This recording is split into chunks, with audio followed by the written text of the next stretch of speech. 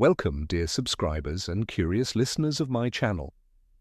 The saga of the boy wizard has long become a cultural phenomenon, and it seems as if every frame of the films has been dissected by fans in minute detail. Yet even after countless rewatches, new elements still appear, surprising and delighting viewers. In the films, these details are rarely highlighted, so those unfamiliar with the books often overlook them or fail to understand their hidden meaning. But for those who know the original source, such tiny touches are especially valuable. Today we'll look at several fascinating details that connect the films with the books and give fans yet another reason to rejoice. Enjoy watching. Number 1. A true fan. Ron Weasley's love for the Chudley Cannons. Quidditch team is vividly and thoroughly described in the books. His bedroom is practically drowning in orange posters and team memorabilia. In the films, however, this detail almost disappears, much to the disappointment of fans. Still, a small reference was included. In the Goblet of Fire, when Harry wakes up from his nightmare, the interior of Ron's room can be seen. Among the details are an orange blanket marked with the letters LEY, part of the Chudley Cannons logo, as well as a modest poster hanging by the bed. It may not be as striking as in the books, but careful viewers will surely smile when they recognize the familiar symbols. Number 2. The Magical Fire. In Deathly Hallows Part 1, audiences catch a glimpse of a strange fire kept in a glass jar. Harry uses it to test the new wand he received. To a casual viewer, it might look like nothing more than set decoration, but those who read the books immediately recalled one of Hermione's handy spells. As early as the Philosopher's Stone, Hermione mastered Bluebell Flames, a magical blue fire that could be stored in a jar and carried around. It provided warmth without burning or heating the container. This fire often helped the trio in tricky situations, and though the films only briefly included it, the moment felt like a hidden reward for devoted fans. Number 3. Black's compensation. After the events of The Prisoner of Azkaban, Ron was left without his pet rat. In the books, Sirius Black tried to make things right by giving him a small but energetic owl, Pigwidgeon. The little bird became Ron's loyal companion in later books, though the films all but ignored its presence. Still, sharp-eyed viewers might have noticed a miniature owl in the Half-Blood Prince appearing in the background during scenes at the Burrow. With this, the filmmakers left a small but meaningful nod for those who remembered the details from the novels. Number 4. Just as good as the Muggles. The wizarding world often feels archaic.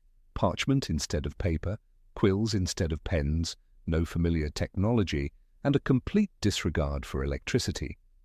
Yet wizards also have inventions capable of impressing even Muggles. One of these is the Omnioculars, special magical binoculars.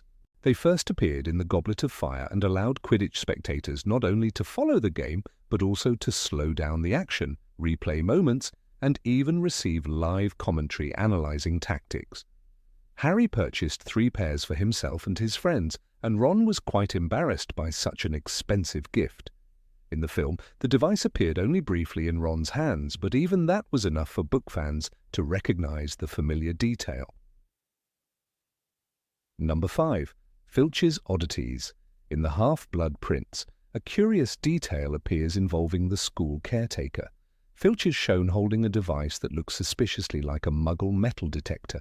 In fact, this is no random trinket but a secrecy sensor, a magical artifact repeatedly mentioned in the books, used to detect banned objects and dark magic items. Although the films gave little attention to this artifact, observant viewers could notice it in Filch's hands during the luggage inspection scene. In this way, the filmmakers subtly linked the action back to the literary canon. Number 6. Hermione's homework. In Harry Potter and the Chamber of Secrets, a small detail appears on Hermione Granger's desk. While the camera focuses on the classroom, sharp eyes can spot scrolls covered in neat, tiny handwriting. For most viewers, they are just props, but readers know better.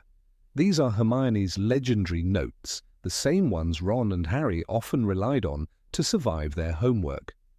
Rowling makes this habit part of her character from the start. In Harry Potter and the Prisoner of Azkaban, Hermione offers them help. "I've got a very good essay on the properties of werewolves, if you want to copy it," before warning that they must not copy word for word. This moment on screen is small, but it connects directly to the books. Hermione's perfectionism, her habit of over-preparing, and her generosity with friends are all captured in a few sheets of parchment. Ron's frequent complaints about schoolwork and Harry's lack of interest make sense only when you remember they had Hermione's scrolls to lean on. The films never pause to explain, but the sight of those notes is enough to remind fans that behind every test passed and every late assignment, Hermione's quill was always working. Number 7, Rita Skeeter's newspapers. In Harry Potter and the Goblet of Fire, Rita Skeeter storms into the story with her acid green quill and poisonous smile. On screen, much of her cruelty is softened, but the filmmakers still left traces of her work. If you pause on a copy of the Daily Prophet, you can read lines that question Harry's sanity, echoing her campaign in the books. For most viewers, these headlines blur into the background. For readers, they sting with recognition. Rowling made Skeeter unforgettable through her lies. In the book, she writes of Harry, "His eyes have that haunted look, the look of a boy who has seen horrors beyond his years." To Skeeter, Harry is not a hero but a headline, a fragile child to exploit for sales.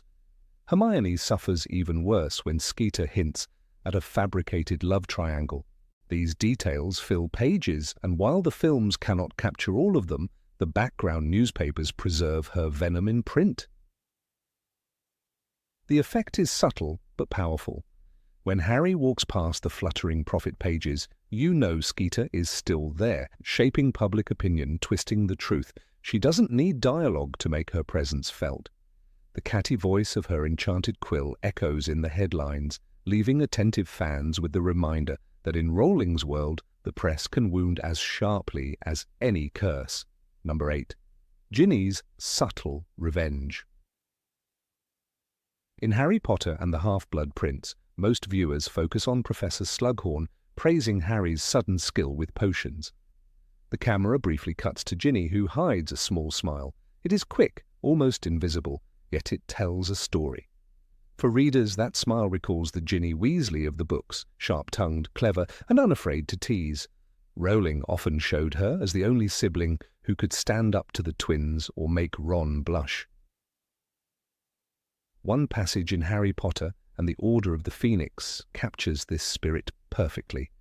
When Ron tries to lecture her about kissing boys, Ginny fires back, "It's none of your business. You don't own me." She adds with a smirk that if Ron wants advice, he should worry about his own love life. That confidence, that playful sting, defines her. The films, however, soften her edges, leaving her quieter than the girl Rowling wrote. That smile in the potion classroom becomes a hidden reminder. She knows Harry's talent comes from the Half-Blood Prince's notes, and her grin carries both amusement and affection. For anyone who has read the books, the moment feels like a secret signal. Ginny's spark is still there, tucked between frames, a flash of the witty, bold witch who would one day stand beside Harry in the final battle. Number 9. The Mystery of the Mirror. The Mirror of Erised is first shown in Harry Potter and the Sorcerer's Stone, where Harry stares into its surface and sees James and Lily smiling back at him. It is a heartbreaking moment because the boy is given a glimpse of the family he never knew. The film, like the book, leaves the mirror behind after Dumbledore explains that it shows not your face but your heart's desire. Most viewers think the story of the mirror ends there, yet it returns quietly in Harry Potter and the Order of the Phoenix. Inside number 12, Grimmauld Place, the camera drifts past shelves and broken furniture. Among the dust and discarded objects, a tall mirror stands against the wall. It goes unmentioned, but sharp-eyed fans recognize the shape. It is the same mirror from the first film, hidden now in Sirius Black's ancestral home. To the untrained eye, it is a piece of set dressing, just another relic in a house full of them. To readers, it is a secret promise of what is to come. Rowling brings the mirror back in Harry Potter and the Deathly Hallows when Harry discovers a fragment Sirius left him. She writes, "He pulled out a small square of parchment, and inside it a piece of a mirror in which he sometimes thought he saw a gleam of blue." This shard later becomes a vital connection to Aberforth Dumbledore. The filmmakers, by showing the mirror earlier in Order of the Phoenix, planted the seed of that future role without saying a word. The storytelling choice is subtle but powerful. For casual viewers, the mirror is forgotten. For devoted readers, it is a haunting reminder that every object in Rowling's world has weight. The mirror is not just glass and frame, it is memory, longing, and ultimately salvation. By slipping it back into view in Sirius's home, the filmmakers reward those who notice, weaving a thread that stretches from Harry's childhood dream of family to his final battle for survival. Number 10. Dumbledore's elemental spells. The duel between Albus Dumbledore and Lord Voldemort in Harry Potter and the Order of the Phoenix is one of the most striking moments in the entire series. Unlike other duels filled with flashes of green and red light, Dumbledore summons something far older and more primal. He bends water into a roaring sphere. He calls fire to life and hurls it across the atrium. To an ordinary viewer, this looks like clever visual effects, but for readers of the books, this is Rowling's Dumbledore brought to life, fighting not with curses but with the very elements of nature. Rowling herself described this scene with vivid precision. In the book, Harry watches as it seemed to Harry that he was watching some great spirit of the earth, moving his arms as if to direct the elements themselves. Fire, water, and wind answered his call. The words emphasize Dumbledore's power as something beyond ordinary spells. He is not just another wizard casting incantations, he becomes a conductor, and the Ministry Atrium is his storm. This difference matters because it defines Dumbledore's philosophy. He never wastes energy on cruelty. He avoids curses that maim or kill. Instead, his magic creates shields of water, walls of fire, and protective barriers that absorb Voldemort's rage. Where Voldemort attacks with death, Dumbledore responds with life's raw forces. The visual contrast between them makes the duel unforgettable. The filmmakers honored that spirit. The choice to show water swirling from the fountain and fire coiling into serpents was not random spectacle. It was an artistic nod to the book's description of Dumbledore as a wizard, unlike any other. Fans who remembered the line, "He sent storm, fire and water at his command," recognized that this battle was more than a fight. It was the clash of destruction against creation, with Dumbledore standing at the heart of it like a guardian of the natural world. Number 11. The letters on Dumbledore's trunk. When Harry first enters Dumbledore's office in Harry Potter and the Philosopher's Stone, the scene is filled with strange instruments, portraits of old headmasters, and the ever-watchful Fawkes. Yet in the background sits a trunk marked with 4 initials, A. PWBD. Most viewers pass it by without notice, but fans of the books know it carries weight. Those letters stand for Albus Percival Wulfric Brian Dumbledore. It is a playful nod from the filmmakers, a way of rewarding those who remember how Rowling described him. The full name is not a simple detail. Rowling gave it to Dumbledore to emphasize his grandeur. In Harry Potter and the Order of the Phoenix, when he introduces himself at Harry's hearing, the rhythm of those names rings with ceremony. Albus Percival Wulfric Brian Dumbledore. To Harry, hearing it all at once was both absurd and majestic. The initials on the trunk capture that same feeling in silence. They are like a secret carved into the wood, waiting for only the most observant fans to decode. For Dumbledore, names carry history. Each one reflects his layered identity. Albus, the wise; Percival, echoing his father; Wulfric, suggesting an old hero; Brian, simple and grounding; Dumbledore, the name tied forever to Hogwarts. Rowling gave us these names not just for flourish, but to show the man as both legend and ordinary human. The trunk in the film becomes a quiet reminder that this is a wizard with depth, secrets, and centuries of memory behind him. The choice to etch APWBD into the scene reveals how carefully the designers treated the story. They did not need to include it. Most audiences would never ask about the strange initials. But for those who love the books, the letters spark recognition and delight. In one moment, the world of the films feels bound tightly to Rowling's words. It is a small detail, but one that whispers Dumbledore is not just a character. He is a figure with a history so vast that even his trunk remembers it. Number 12, Umbridge's cat plates. When viewers first step into Dolores Umbridge's office in Harry Potter and the Order of the Phoenix, they are met with walls covered in decorative plates filled with purring cats. For a casual moviegoer, this seems like nothing more than an eccentric choice. Yet readers of J.K. Rowling's books recognize the deeper meaning. These cats are not random. They foreshadow the form of Umbridge's Patronus, a silver Persian cat, which she alone is proud of. The set design quietly ties her on-screen personality to what Rowling later revealed in the books. Rowling describes this moment clearly in Harry Potter and the Deathly Hallows. When Dementors circle, Umbridge raises her wand and a silver cat patrolled up and down in front of them, tail held high. The image is powerful. Her Patronus, unlike Harry's stag or Hermione's otter, reflects both her obsession with control and her carefully maintained mask of sweetness. The films never pause to explain this connection, but the cat plates in her office serve as a visual nod to attentive fans. The choice of cats for Umbridge is not accidental. Rowling often linked animals to the essence of a character. For Umbridge, cats highlight her duplicity. On the surface, cats are elegant, soft, and charming, but they are also known for scratching without warning. The same is true of Umbridge, who greets students with a smile and then tortures them with a blood quill. Her office becomes a trap, its cuteness hiding cruelty. Every plate on the wall is part of the act. The films understood this duality and used it for storytelling. In the movie, when Harry enters her office, the sound of meowing cats fills the air, cheerful yet unsettling. This detail mirrors her magic, a Patronus strong enough to repel Dementors, yet serving a woman who embodies corruption. The plates, the silver cat, the smiles, they all tell the same story.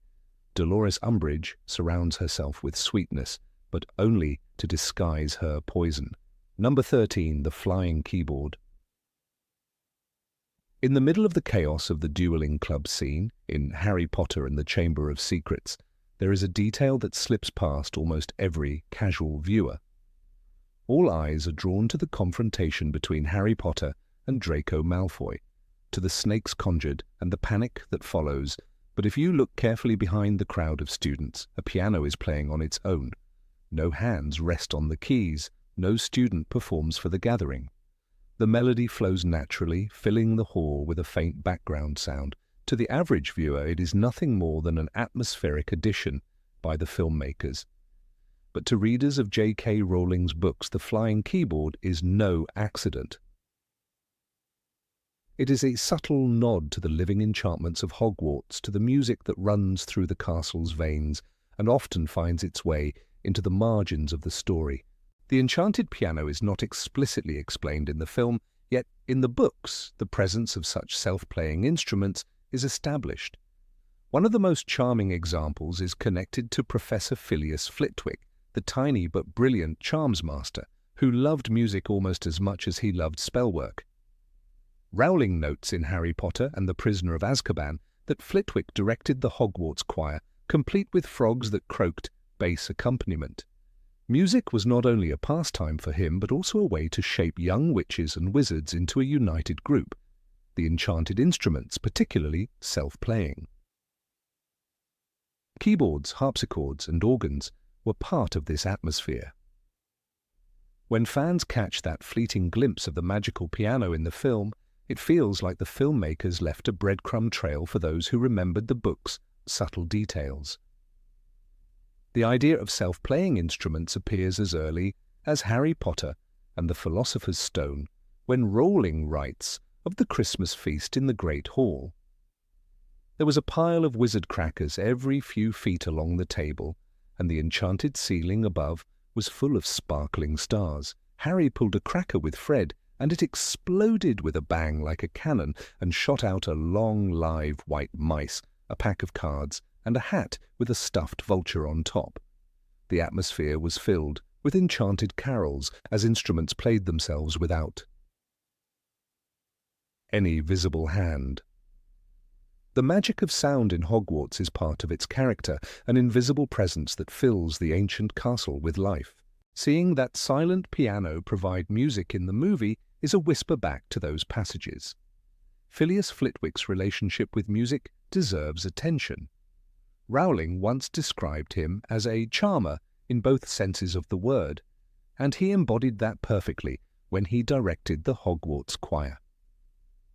Students might have viewed him as a short, excitable professor, but to Rowling's readers, his moments with the choir revealed something deeper. In The Prisoner of Azkaban, during the start of term feast, 1,000 voices joined together in a hymn of welcome, led by Professor Flitwick's baton and his trained group of singers, while the enchanted instruments swelled. The Hall with Sound. The piano at the Dueling Club is not simply a random prop, it connects directly to Flitwick's role in nurturing music as a magical discipline. Without the books, the detail remains hidden, but with them it feels like a quiet homage. There is also the symbolism of music itself in the world of Harry Potter. Music in the books often appears when bonds are strongest or when the castle itself seems to breathe. When the Sorting Hat sings, when the Hogwarts choir raises its voices, or when enchanted instruments fill the air with melodies, Rowling reminds the reader that Hogwarts is more than just a school. It is a place of tradition and collective identity. The piano at the Dueling Club emphasizes this theme. Even when students prepare to duel each other under the sharp eye of Professor Snape and the blustering Gilderoy Lockhart, the castle insists on surrounding them with music, as though Hogwarts itself refuses to abandon its heartbeat of enchantment. The presence of such a detail also highlights the filmmakers' care. They knew that most viewers would never notice, but they inserted the piano anyway, as if winking at the most attentive fans. It is similar to the way the Marauders map is filled with tiny, unseen footsteps even when not directly referenced, or how the Great Hall decorations mirror Rowling's descriptions down to the last pumpkin. The flying keyboard is a cinematic Easter egg, but it is not meaningless decoration. It is a bridge between the film and the written text, one that rewards those who remember Rowling's enchanted music. In The Goblet of Fire, Rowling gives another example of self-playing instruments. During the Yule Ball, the Weird Sisters took the stage, and while some of their instruments were held in wizard hands, others floated, bowing and strumming themselves with a rhythm no human could achieve. The audience laughed, danced and sang, and the instruments performed tirelessly, enchanted to follow the beat of the music. This detail links back again to the piano in the second film. The magic of music is not static, but interactive. It comes alive when humans engage with it. The self-playing piano in the Dueling Club seems to be observing the students, mirroring the energy of the room with its invisible fingers pressing the keys. Number 14. Bill's Werewolf Scars. Of all the quiet details in the Harry Potter films, few capture the divide between book fans and movie-only viewers as sharply as the fate of Bill Weasley. In J.K. Rowling's novels, his confrontation with Fenrir Greyback during the Battle of the Astronomy Tower leaves him scarred for life, both literally and symbolically. The Half-Blood Prince film, however, glances past this violent turning point. What remains is only a fleeting glimpse of scars on his neck in Deathly Hallows, a visual cue that vanishes almost as quickly as it appears. Yet for those who know the books by heart, This is not a trivial detail, but a fragment of a much larger story, one that carries with it fear, survival, and the quiet dignity of a Weasley who endured a monster's bite without becoming the monster himself. The book makes no attempt to soften the savagery of Fenrir Greyback. Described as the most savage werewolf alive today, Greyback deliberately targets children, preferring to maim rather than kill, savouring the corruption of innocence.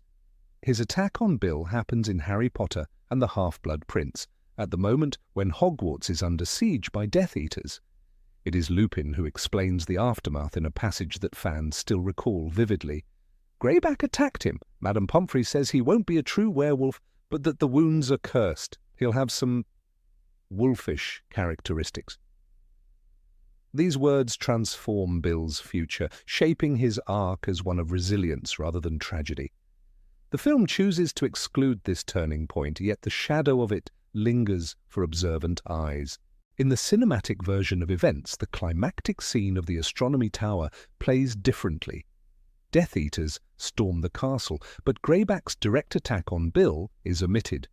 There is no moment of horror when Molly and Arthur learn their son has been torn apart by a half-transformed werewolf. Instead, Bill appears later with faint scars, almost as if his suffering had been pushed out of sight, too grim to make it onto the screen.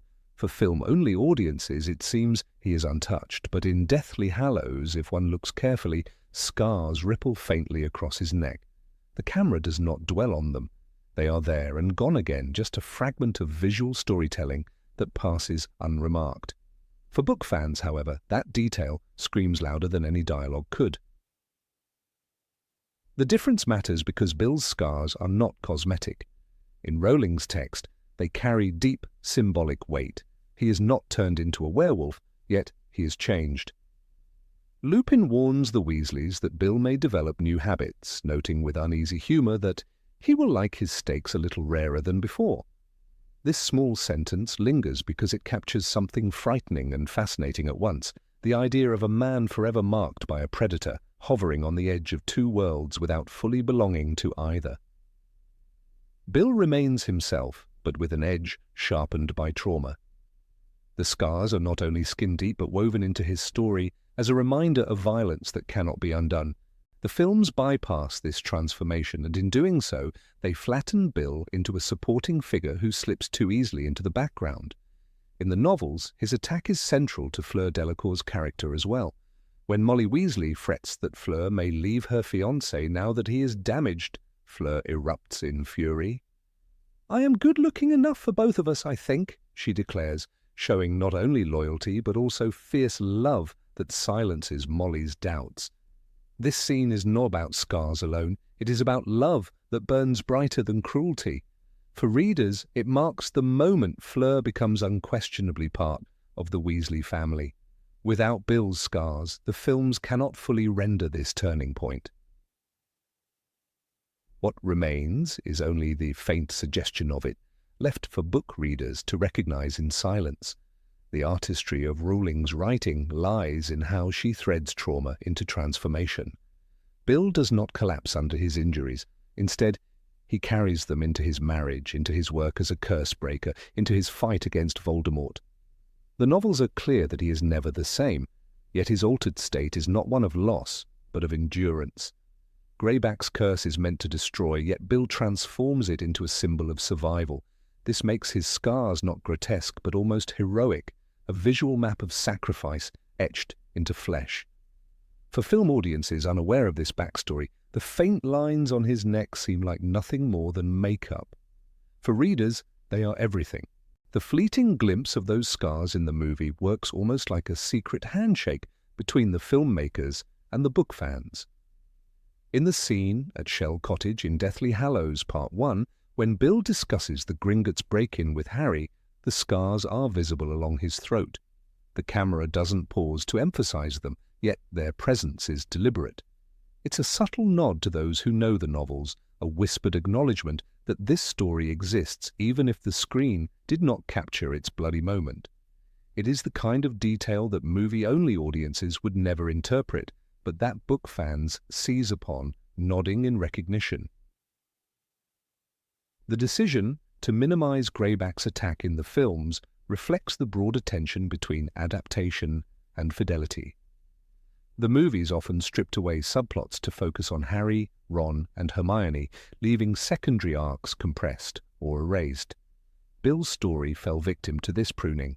To fully depict Greyback's savagery, the filmmakers would have had to dramatize an act of violence too gruesome for their target rating. By implication, it was easier to suggest his scars later than to linger on the transformation of a character rarely in the foreground. Yet in doing so, the adaptation lost a thread that connected Bill, Fleur, Molly, Lupin, and even Greyback into one unforgettable moment. Number 15. The Marauder's Map and Hidden Names. Of all the magical objects that appear in the Harry Potter films, few have captured the imagination of fans as much as the Marauder's Map.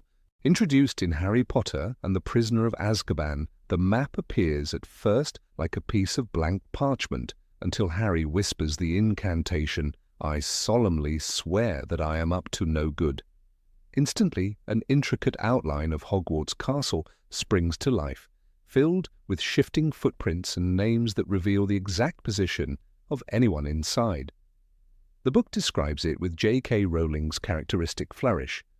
More than the castle and grounds, more than the secret passages, more than Filch's office, the map showed them everyone within the castle walls.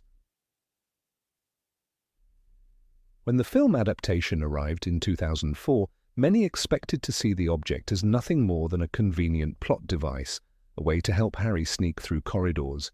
Yet the filmmakers quietly added a treasure hidden in plain sight, a detail meant only for readers who knew the books well. In Alfonso Cuarón's adaptation, the Marauder's Map is first opened by Fred and George before passing into Harry's hands.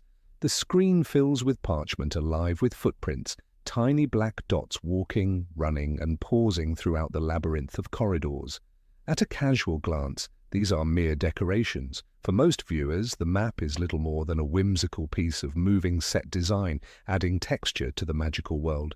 But for readers who loved the books enough to pause the film and study the map closely, the moving ink reveals something astonishing. The names that accompany those footprints are not random inventions of the special effects department. Instead, they are lifted directly from Rowling's text, even when the corresponding students never appear in the films. This is a level of fidelity few would expect in a mainstream adaptation. One of the most striking examples occurs when Harry observes the map near the Gryffindor Tower. If the viewer freezes the frame at just the right moment, a name glides across the corridor in tiny handwritten script, Susan Bones. Book readers recognize her instantly. Susan Bones is a Hufflepuff student introduced in Harry Potter and the Philosopher's Stone, where she is sorted into her house under the watchful gaze of Professor McGonagall. Her family, the Boneses, are mentioned several times as a pure bloodline devastated during Voldemort's first rise to power. Yet in the films, Susan barely exists. She has no lines and no presence in the story.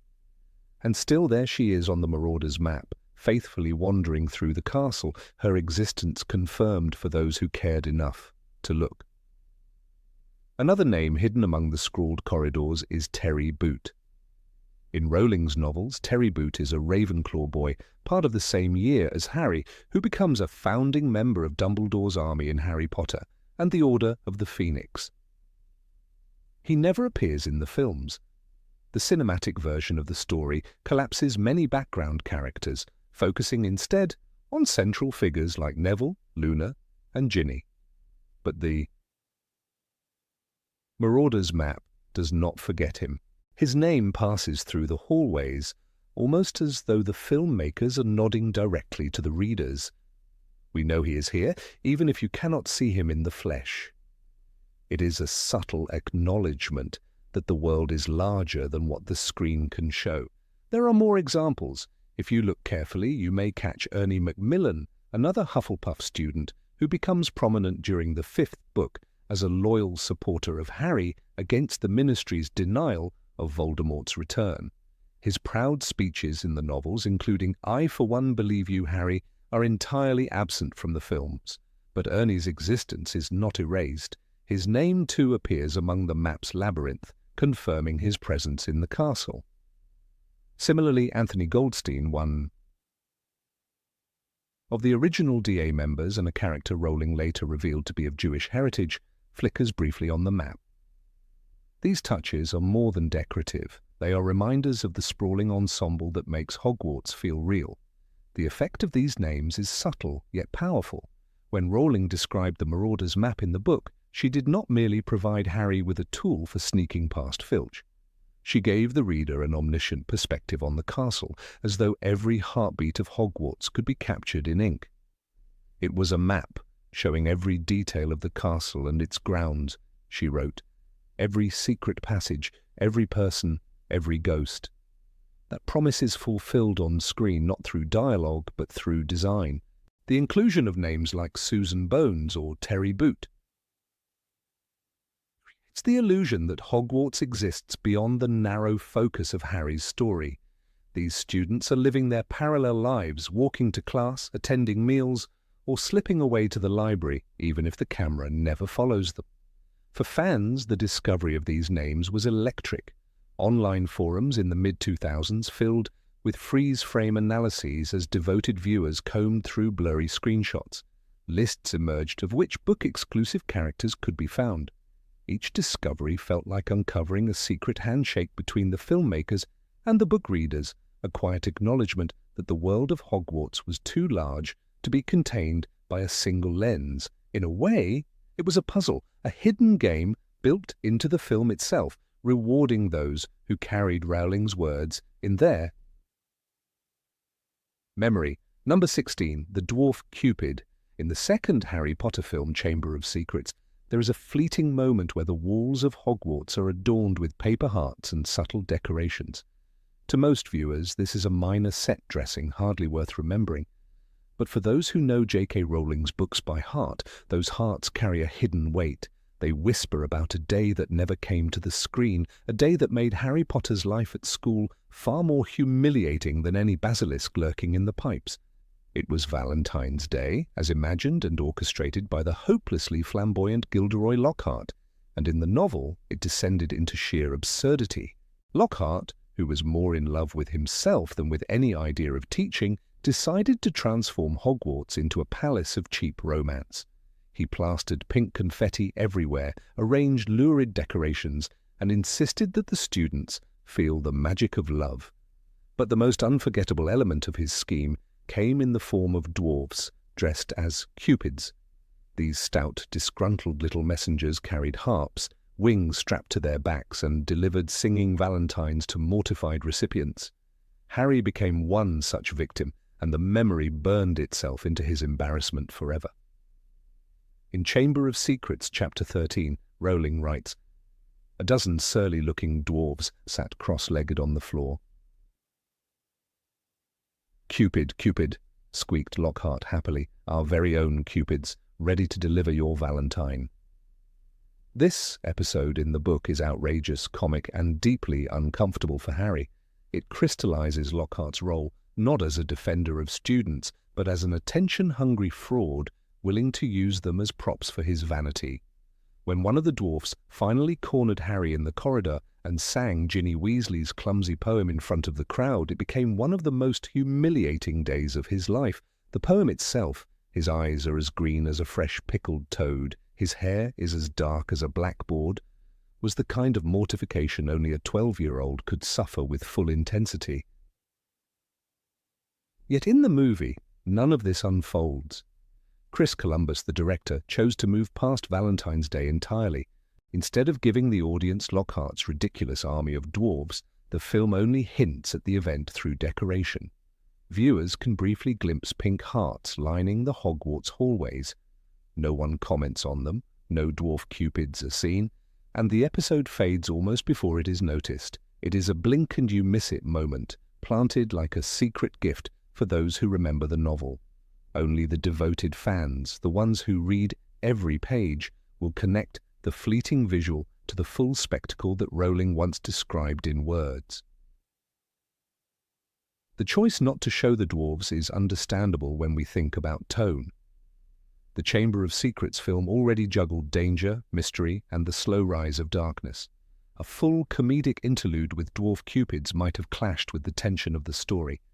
After all, the narrative leads from petrified students to the discovery of Tom Riddle's diary and the reopening of the chamber. Columbus often leaned toward a lighter, magical fairy tale atmosphere in the first two films, but even so, there was a limit.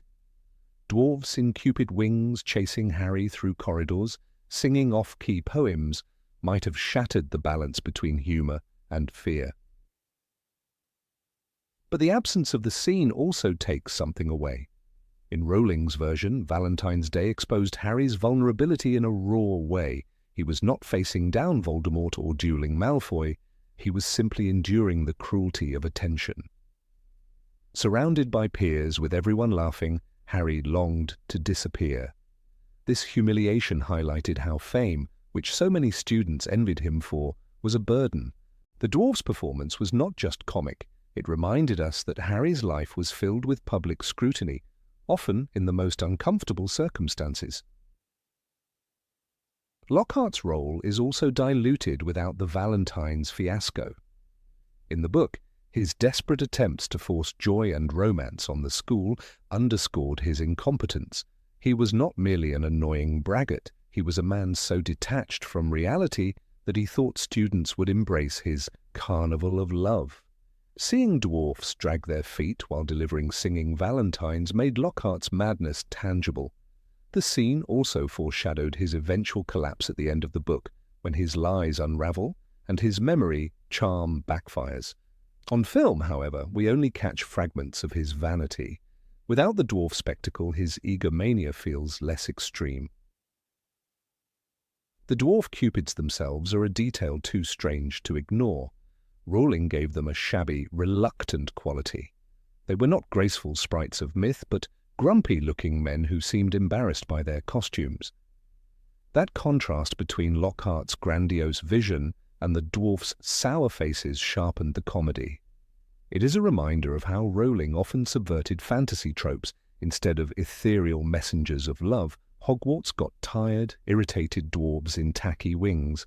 Their presence at the school felt absurd, almost surreal, but in a way that perfectly fit Lockhart's shallow character. Fans who caught the pink decorations in the film feel a special thrill.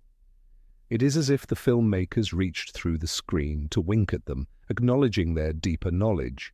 To those unfamiliar with the books, the decorations mean nothing. To the book readers, however, they summon the entire farce in their memory. The dwarf running after Harry, Ginny's mortified face, the laughter of the students.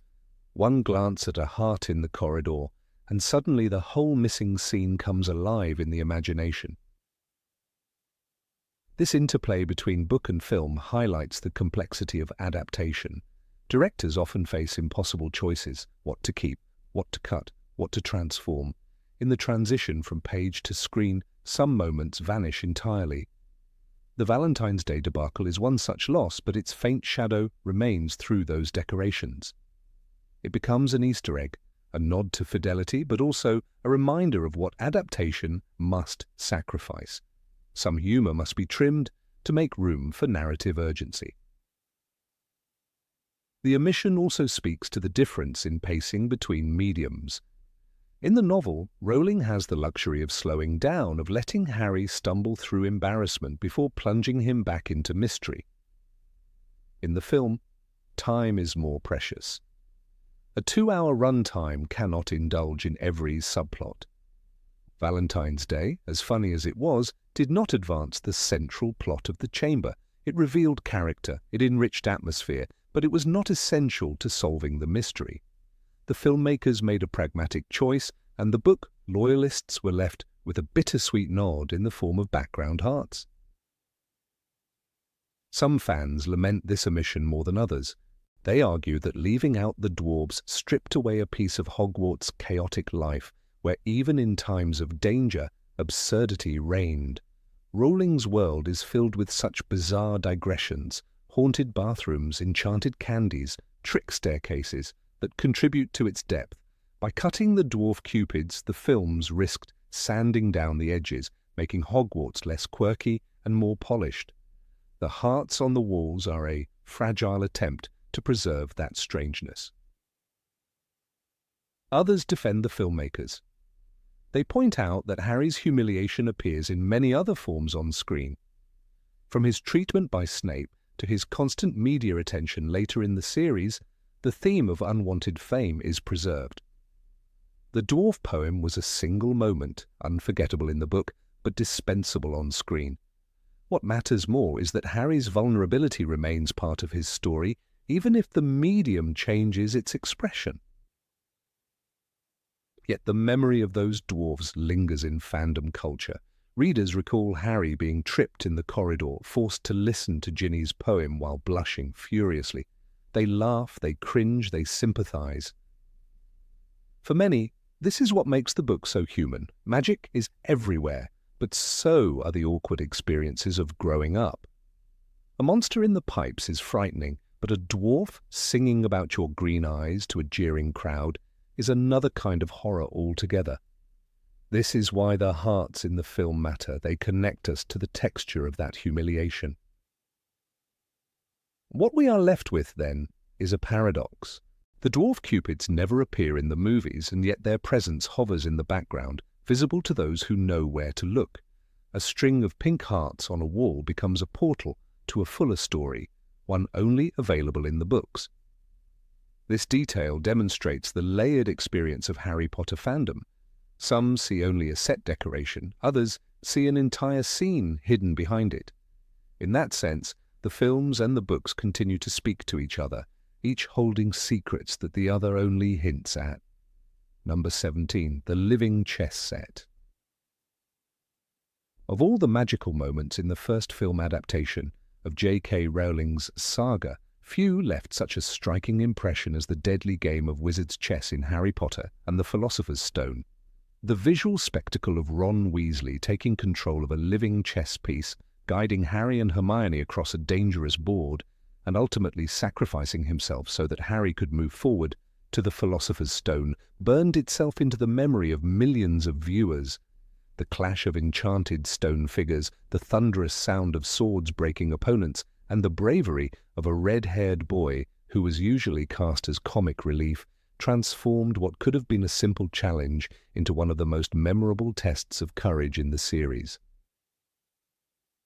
Yet hidden in the visual fabric of the later films lies a subtle echo of that moment, a detail that only devoted readers of the books would immediately recognize.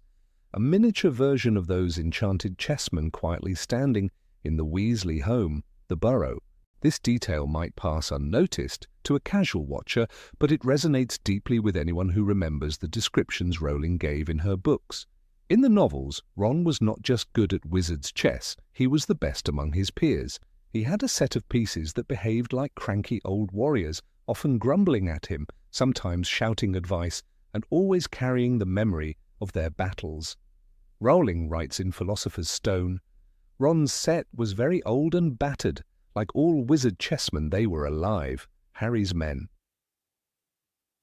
weren't a lot of help. They always hesitated before acting, and so Harry lost a lot. Ron's men, on the other hand, were very aggressive. 'Come on, move,' one of the knights yelled at Harry. This line captures not only the humour, but also the reality that wizard chess in the magical world was far more alive than the silent marble giants shown in the film. The adaptation had to make choices, and in the first movie the chessmen are shown as grand, lifeless statues, animated only by enchantments. They fight with brutal force, but they do not speak or argue. The audience witnesses the violence of the game but misses the personality of the pieces. However, in later films, the set designers inserted a kind of hidden correction. In the background of some Burrow scenes, a small chess set sits on a table, and the pieces appear animated in ways reminiscent of the books. They are not just props, they twitch, shuffle, and even seem to squabble as Ron and Ginny pass by. It is a visual nod to the deeper truth about Ron's world. The chess, for him, was not just a childhood hobby, but a continuing element of his magical life. The presence of that chess set in the burrow ties Ron's character back to one of his most heroic early moments. Without his love of chess, Harry and Hermione might not have survived their first year. The visual reminder tells observant fans that Ron never abandoned that part of himself. In fact, the books confirm that chess remained his domain, the one area where he excelled consistently, even overshadowing Hermione. In Philosopher's Stone, Hermione admits, "You're the best at chess in the year," and her words become a foreshadowing of the moment when Ron saves them all. The films could not give us every small quarrel or lesson from Ron's chess pieces, but that small background detail quietly restores part of the narrative balance. It is important to remember that in the world of Harry Potter, games are never just games.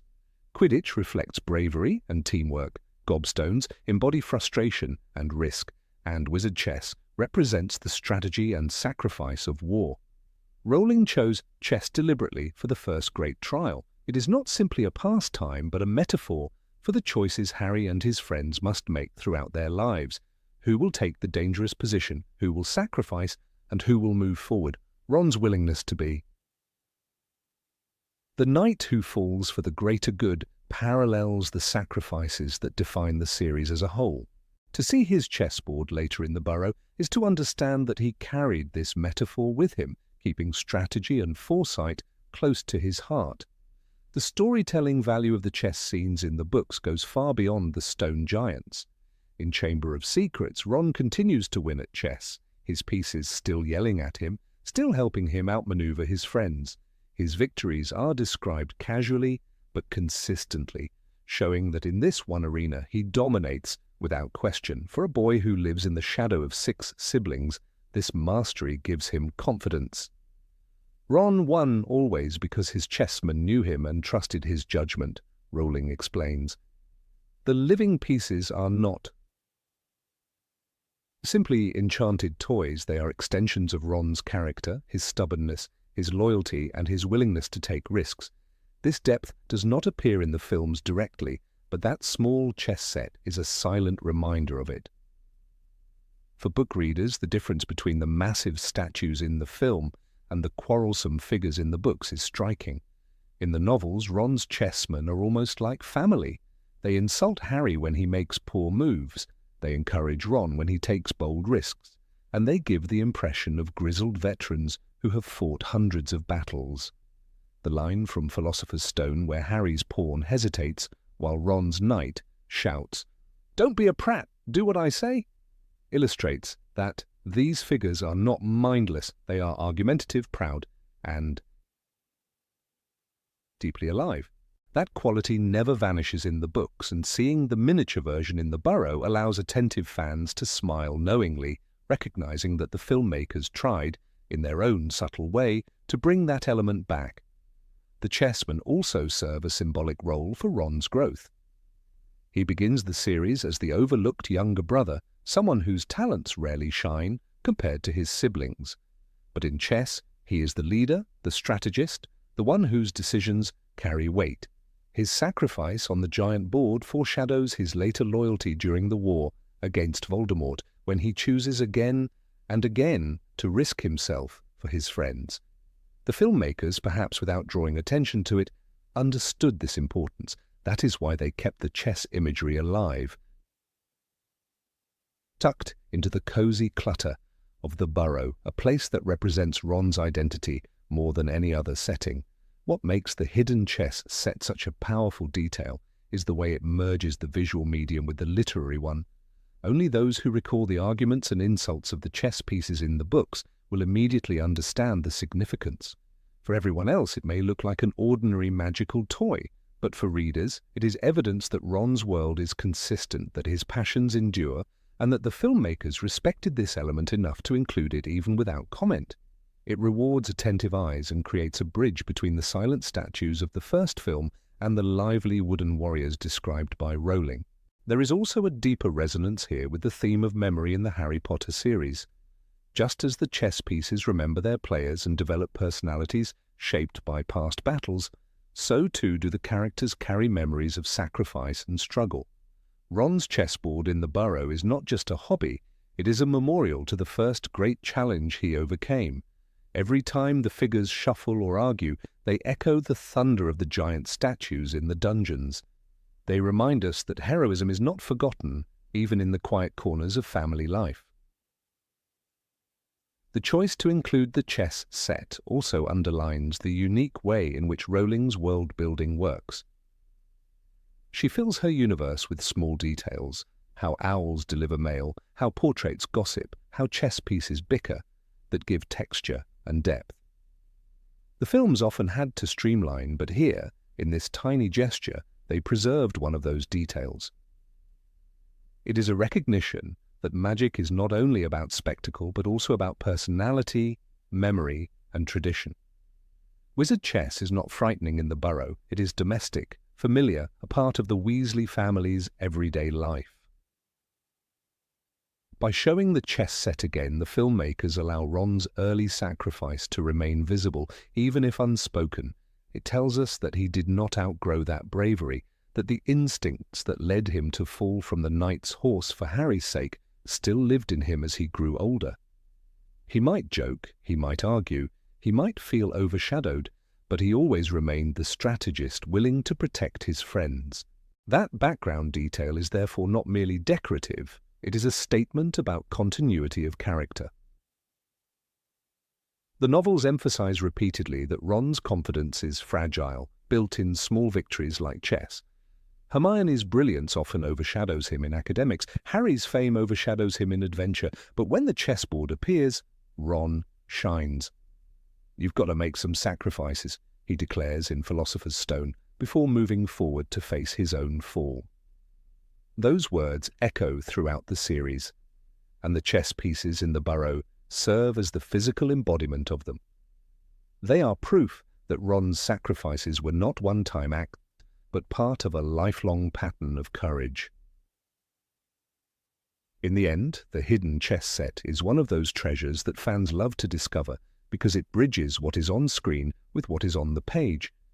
It transforms a simple prop into a narrative link, rewarding those who remember the talkative, stubborn figures from the books. It proves that Ron's victory on the chessboard was not forgotten, and that even in the chaos of a magical household, the echoes of his greatest triumph remained alive, arguing, shuffling, and whispering the lessons of strategy and sacrifice to anyone patient enough to notice. Number 18, Dark Books on the Shelves. In the dim glow of Professor Horace Slughorn's office in Harry Potter and the Half-Blood Prince, the camera lingers for a moment longer than one might expect.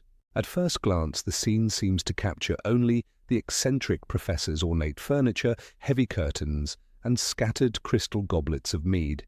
Yet on the shelves behind him sit several dusty tomes with gold-lettered spines. To the casual moviegoer, they are nothing more than set dressing.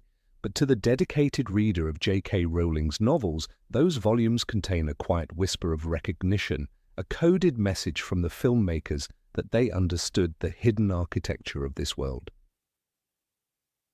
Among the gilded letters lies a subtle allusion to the school's book of spells for beginner wizards and, more hauntingly, to the volumes tied to the study of the dark arts. The appearance of these props is not accidental. The filmmakers knew that Rowling had filled her books with references to dangerous and alluring texts that lurked in the corners of Hogwarts. In Harry Potter and the Philosopher's Stone, when Harry, Hermione, and Ron first tiptoe into the restricted section of the library, Rowling describes shelves that seemed to groan with the weight of their secrets, the ancient pages whispering when the lantern light touched their bindings. These descriptions are not mere atmosphere. They anchor the idea that magic is not just wand-waving, but knowledge that dangerous truths are locked in ink and parchment. When the production team placed similar books in Slughorn's study, they were deliberately echoing those early passages, rewarding fans who carried the memory of the restricted section into the later films. Consider the moment when Harry sneaks under his invisibility cloak in the first book, guided by the burning curiosity of forbidden knowledge. He opens Secrets of the Darkest Art, a tome Rowling later introduces more explicitly, in Deathly Hallows, and the text described in terrible detail the process of making a Horcrux. That book, in particular, becomes the thread that links Voldemort's immortality to the students' desperate fight to end him. Now in Half-Blood Prince, as the camera sweeps across Slughorn's shelves, those fanatics of the novels see not just props, but ghosts of those same sinister titles. It is as though the restricted section had seeped out of the library and into Slughorn's personal collection, reflecting his ambiguous role as a teacher who indulged brilliance without always considering its cost.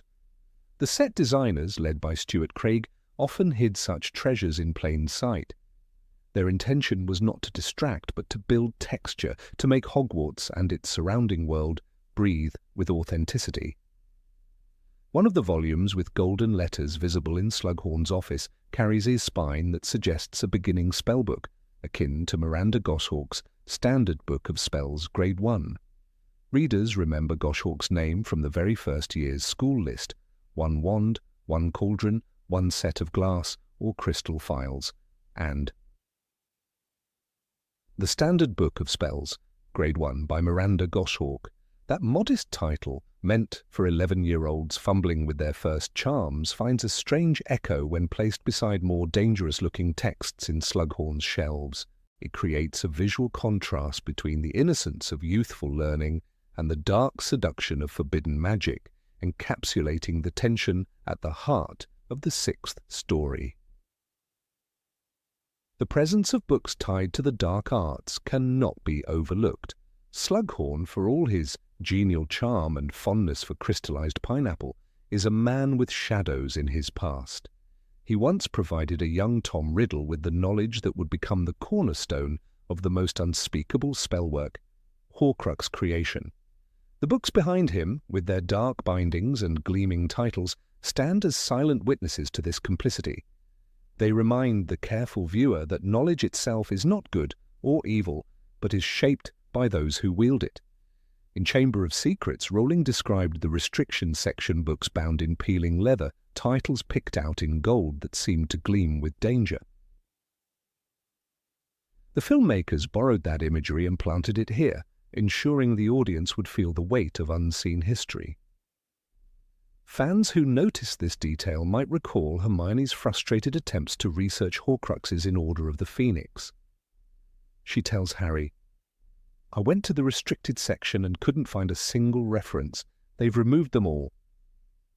That narrative absence in the books becomes an eerie presence in the film through the silent display of these tomes. They are like fossils embedded in the scenery, relics of a darker era when knowledge was not yet censored.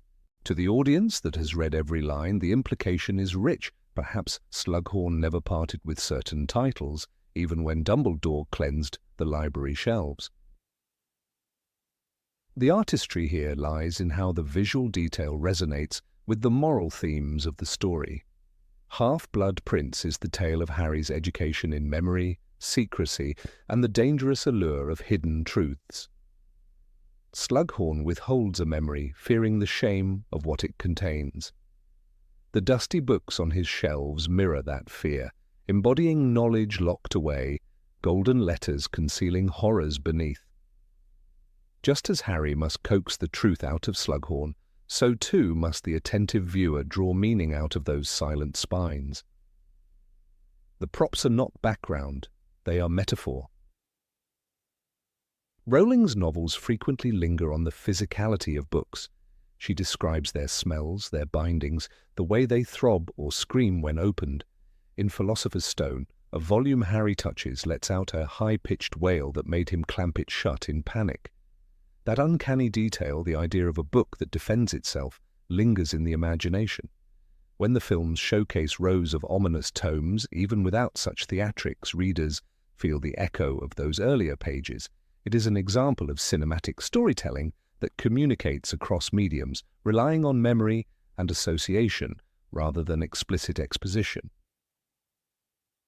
This layering is what separates casual viewing from devoted fandom. To the untrained eye, Slughorn's shelves are clutter. To the reader, they are history. They suggest the endurance of magical scholarship, the persistence of dangerous knowledge, and the way Hogwarts itself is saturated with centuries of secrets. They also remind us that professors, however genial, live with personal libraries that reveal more than their words. Just as Dumbledore's office brims with curious devices that mirror his restless mind, so Slughorn's shelves expose his entanglement with brilliance and darkness. The golden letters glimmer faintly in the lamplight, just as Rowling once described the faintly glowing ink that adorned dangerous tomes in the restricted section.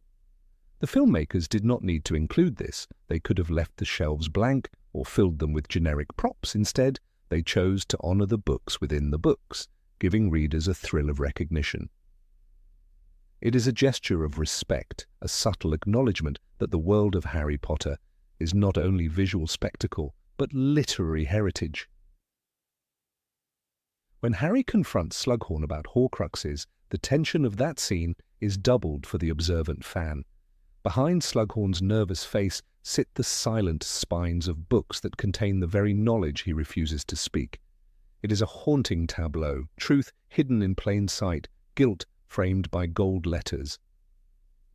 For those who have read Secrets of the Darkest Art or shivered at the mention of Moste Potente potions, the image is almost unbearable. It turns the room into a stage where the past and present collapse together. The filmmaker's choice also underscores one of Rowling's most enduring messages. Books are power. They can corrupt, enlighten, terrify, or liberate. Hermione's entire arc as a character rests on her relationship with books, on her ability to uncover truths that others overlook. Voldemort's downfall stems from his obsession with what he read in forbidden texts. Harry himself, though less bookish, is constantly drawn into the orbit of written knowledge, whether it is the Marauder's Map, Snape's annotated potions book, or the prophetic pages of Trelawney's record. To show books in Slughorn's office is to thread this theme visually into the narrative. For fans who notice, the sight of those shelves is a moment of intimacy with the filmmakers. It is as though they are saying, "We remember too. We read the same words you did. We carried them into this frame so you could feel their weight again." That act of remembrance transforms a background detail into a secret handshake between creators and readers. It deepens the texture of the film and rewards the kind of attention that only true fans bring. Thus, the dusty books with their golden letters are more than decoration. They are a bridge between page and screen, between casual viewership and devoted reading. They embody the richness of Rowling's world, where every shelf hides a story, every binding a temptation, and every reader a participant in uncovering the truth. In Slughorn's office, the past waits quietly, pressed into leather and gold for the attentive to notice and remember. Number 19, Lucky Charm on the Broom. Of all the curious details that the films added quietly, almost invisibly, there is one in Harry Potter and the Goblet of Fire that can pass unnoticed unless a viewer has lived inside the books for years. When Harry takes off on his broom during the first task of the Triwizard Tournament, the camera captures for a fleeting second a charm tied near the shaft of his Nimbus 2000. At first sight, it seems like just another piece of Quidditch gear, a meaningless scrap of decoration. But for those who know Rowling's text by heart, this little talisman carries weight. It is a deliberate nod to the traditions she described, where wizards would cling to the idea of enchanted trinkets to guard them in dangerous games. The film team did not draw attention to it, did not explain it in dialogue or script, but instead left it as a whisper to the readers, a secret handshake between page and screen. The novels often return to the topic of superstition in Quidditch. Rowling depicts the wizarding world as one where rational spellwork and irrational charms coexist in messy harmony. During the build-up to the Quidditch World Cup in Harry Potter and the Goblet of Fire, Ron mentions, almost laughing, that spectators wear outrageous hats and wave peculiar objects in hopes of influencing luck. He describes one wizard who carried what looked like a shrunken head and swore it guaranteed victory. The quote lingers in the minds of careful readers. There were wizards all around them, wearing lunatic hats and carrying odd things as lucky charms. This small passage, tucked between pages of spectacle and crowd chaos, gives an insight into how much the culture of magical sport is steeped in ritual. It is not far-fetched, then, to imagine that Harry himself, whether knowingly or not, ended up with a similar symbol tied to his broom. The filmmakers, in translating this world to screen, understood the hunger of book fans for fidelity. They could not fit every page into a film, but they could weave details into the background like threads of continuity. The tiny amulet tied with twine to Harry's broom is one of these threads. It looks like a small charm with little protruding ears, comical and endearing. To the casual viewer, it is nothing. To the book devotee, it is unmistakably a nod to those lucky objects mentioned in Ron's description. It is as if the filmmakers whispered, "We remember the page too." This choice deepens the illusion that Harry was not facing the dragon alone, but carried into the arena the invisible support of friends who believed in such tokens. In the world Rowling created, Quidditch was not just a sport, it was a stage for nerves, superstition, and deep-seated fears. Players often sought rituals for comfort. Oliver Wood, in Prisoner of Azkaban, was notorious for demanding rehearsed plays and warm-ups down to the last second, as if strict repetition could conjure victory. Lee Jordan, ever the Joker, once claimed that Fred and George's invention of loudspeakers had its own charm, and Luna Lovegood, though introduced later, would become the epitome of magical superstition, wearing her butterbeer cork necklace and spectre specs as both fashion and protection. Within this culture, Harry carrying a lucky charm makes narrative sense, though Rowling never describes him doing so. The film adds the charm not to alter Harry's character, but to underline that he, too, is part of this broader tapestry. The symbolism of ears on the charm is striking. Ears in folklore often symbolize attentiveness, listening spirits, or guardians who hear danger approaching. For Harry entering the dragon's arena, ears could represent the unseen presence of the crowd, the shouts of Ron, Hermione, and Hagrid echoing in his mind. The talisman seems to say, "We hear you, we are with you." In Quidditch matches described in the books, support from the stands was a lifeline. "Gryffindor! Gryffindor!" The chant would resound, giving Harry a rush of adrenaline.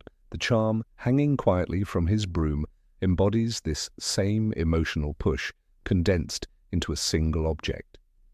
The books emphasize again and again that belief in a charm matters as much as the magic itself. Seamus Finnegan, forever the experimenter, once declared in Order of the Phoenix that wearing a shamrock pin from the World Cup brought him better luck in exams. Ron, too, invested trust in hand-me-down relics, whether his old wand or his Chudley Cannon's posters. Though Hermione scoffed, dismissing it as silly, Rowling makes clear that superstition is part of wizarding life. Thus, when the film shows Harry's broom decorated with such a trinket, it is not breaking character but grounding him further. In his world, Harry may not have tied it himself. Perhaps it was given to him by a classmate before the task, perhaps by a nervous Ron who half-jokingly believed in its power. The film leaves the backstory unspoken, letting the viewer fill it in. There is poignancy in imagining who might have placed the charm there. Hermione, practical as always, would hardly have believed in lucky amulets, yet she cared for Harry so deeply that she could have slipped it on without admitting why. Ron, steeped in Quidditch tradition and fandom, would have been the obvious one to insist Harry needed a talisman, just as he once paraded his crumb figure at the World Cup. Hagrid, too, sentimental and protective, might have thought Harry required something more than skill. The charm becomes, therefore, a dull symbol of unseen support, the hands of friends and guardians pressed into a single trinket. It represents the village behind the boy. When fans rewatch the film with this knowledge, the detail grows luminous. During the flight, when the Hungarian horntail lunges and the broom dips precariously, the little ears flutter with the rush of air. It is fleeting, almost comical, yet the moment resonates with hidden strength. For Harry, the broom is more than transport. It is his identity as seeker, his means of survival, and his connection to joy. Adding a charm onto that broom layers vulnerability and hope, upon its polished handle. The prop becomes not just a broom, but a vessel of protection. The choice by the prop designers reveals how carefully they mined the books for texture. Pierre Bohanna, who led the props department for the films, once admitted that they often inserted references not for the casual cinema-goer, but for the reader who looked twice. The talisman on the nimbus is a textbook example. Such details enrich the rewatch value, turning each frame into a potential Easter egg. It is a strategy of storytelling through environment, where the world feels alive because its smallest corners breathe with meaning. Fans who freeze the frame, zoom in, and whisper excitedly to their friends are rewarded with the recognition that the filmmakers respected their memory. It is worth recalling how Rowling herself described the atmosphere of magical sport. The World Cup chapters in Goblet of Fire bristle with absurd costumes and objects. One wizard waves a gigantic model of Victor Crumb's head. Another wears robes entirely covered with shamrocks. The Irish team mascot is leprechauns scattering golden light. Rowling writes they had already started to sing the national anthem, a slow, mournful dirge which sounded like a lament. In this swirl of absurdity and ritual, the idea of attaching a charm to a broom is perfectly natural. The films, unable to stage all this excess in every scene, distilled it into one object for Harry, a compressed echo of the book's carnival of superstition. This choice also deepens Harry's connection to ordinary wizarding culture. Too often, adaptations risk turning him into a lone hero, stripped of the quirky customs around him. The books, however, insist he is embedded in a world of odd habits and beliefs. When Seamus waves his shamrock flags, when Ron paints "support the cannons" across his walls, when Luna hangs cork necklaces, Harry is part of that mosaic. The charm on the broom roots him there. It says that even as he faces dragons and dark lords, he still carries the simple, childlike hope that a lucky object might help him survive. The effectiveness of such superstition is ambiguous. Rowling herself never clarifies whether these charms hold genuine magic. Perhaps they are powerless, perhaps their magic lies only in giving courage, but courage itself can change fate. When Harry grabs the golden egg from the horntail, what steadies his hand? It is not the charm but his nerve, sharpened by practice and trust. Yet the idea that a silly talisman might have been part of his mental armor makes the victory feel more human. Readers and viewers alike understand the psychology. Rituals comfort us in chaos. The talisman with ears thus stands as a silent metaphor for fandom itself. Just as Harry carries the charm given to him by unseen hands, the character himself is carried by the devotion of readers who notice such minutiae. The relationship between fan and text becomes reciprocal. The filmmakers plant the Easter egg, trusting that sharp-eyed readers will spot it. The readers, in turn, feel recognized, their long memory validated. This exchange forms a bond stronger than dialogue could achieve, a whisper across media that says, "You are seen." It is this whisper that transforms a prop into a symbol. The broom no longer belongs only to Harry, it belongs to the community of readers who believed with him. The talisman no longer dangles idly, it swings with the weight of lore, of chants in stadiums, of Ron's enthusiasm and Hermione's concern, of Hagrid's watchful eyes. For the audience who notice, the scene of Harry soaring against the dragon is not only a duel of skill, but a tapestry woven from the unseen threads of tradition, superstition, and friendship. In that detail, the films achieve something rare. They make the invisible visible for those willing to look twice. Number 20. Fred and George's secret passages. In Harry Potter and the Order of the Phoenix, the moment Fred and George Weasley stage their unforgettable rebellion against Dolores Umbridge has become one of the most celebrated sequences in the entire film series. The fireworks, the chaos, the looks of astonishment on the faces of both students and professors, it all comes together as a dazzling act of defiance. To the casual viewer, this is a spectacle of mayhem and comic relief in the middle of a dark narrative. But to fans of J.K. Rowling's books, there is another layer hidden beneath the pyrotechnics. The way Fred and George move through the castle during this scene is far too convenient, too perfectly orchestrated to be explained simply by luck or cleverness. Instead, it reflects something much deeper: their long and intimate knowledge of Hogwarts' secret passageways, a knowledge born from one of the most powerful magical artifacts in the story, the Marauder's Map. The Marauder's Map was first introduced in Harry Potter and the Prisoner of Azkaban as a magical document that reveals the entire layout of Hogwarts, along with the real-time movements of everyone inside. It was created by James Potter, Sirius Black, Remus Lupin, and Peter Pettigrew during their school years, and its brilliance lies not only in its detail, but in its cheeky personality. The map recognizes its user, responds to commands, and mocks anyone unworthy of its secrets. When Fred and George stumbled across it in Filch's confiscated goods, they gained more than a prankster's dream tool. They inherited decades of mischief and exploration, granting them unrivaled access to hidden corridors, forgotten rooms, and clever escapes.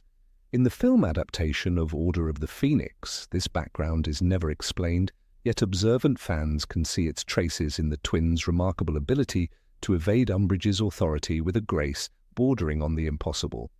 During the fireworks rebellion, one sees Fred and George not merely causing chaos but vanishing into unexpected places, reappearing where no logical route should have allowed them.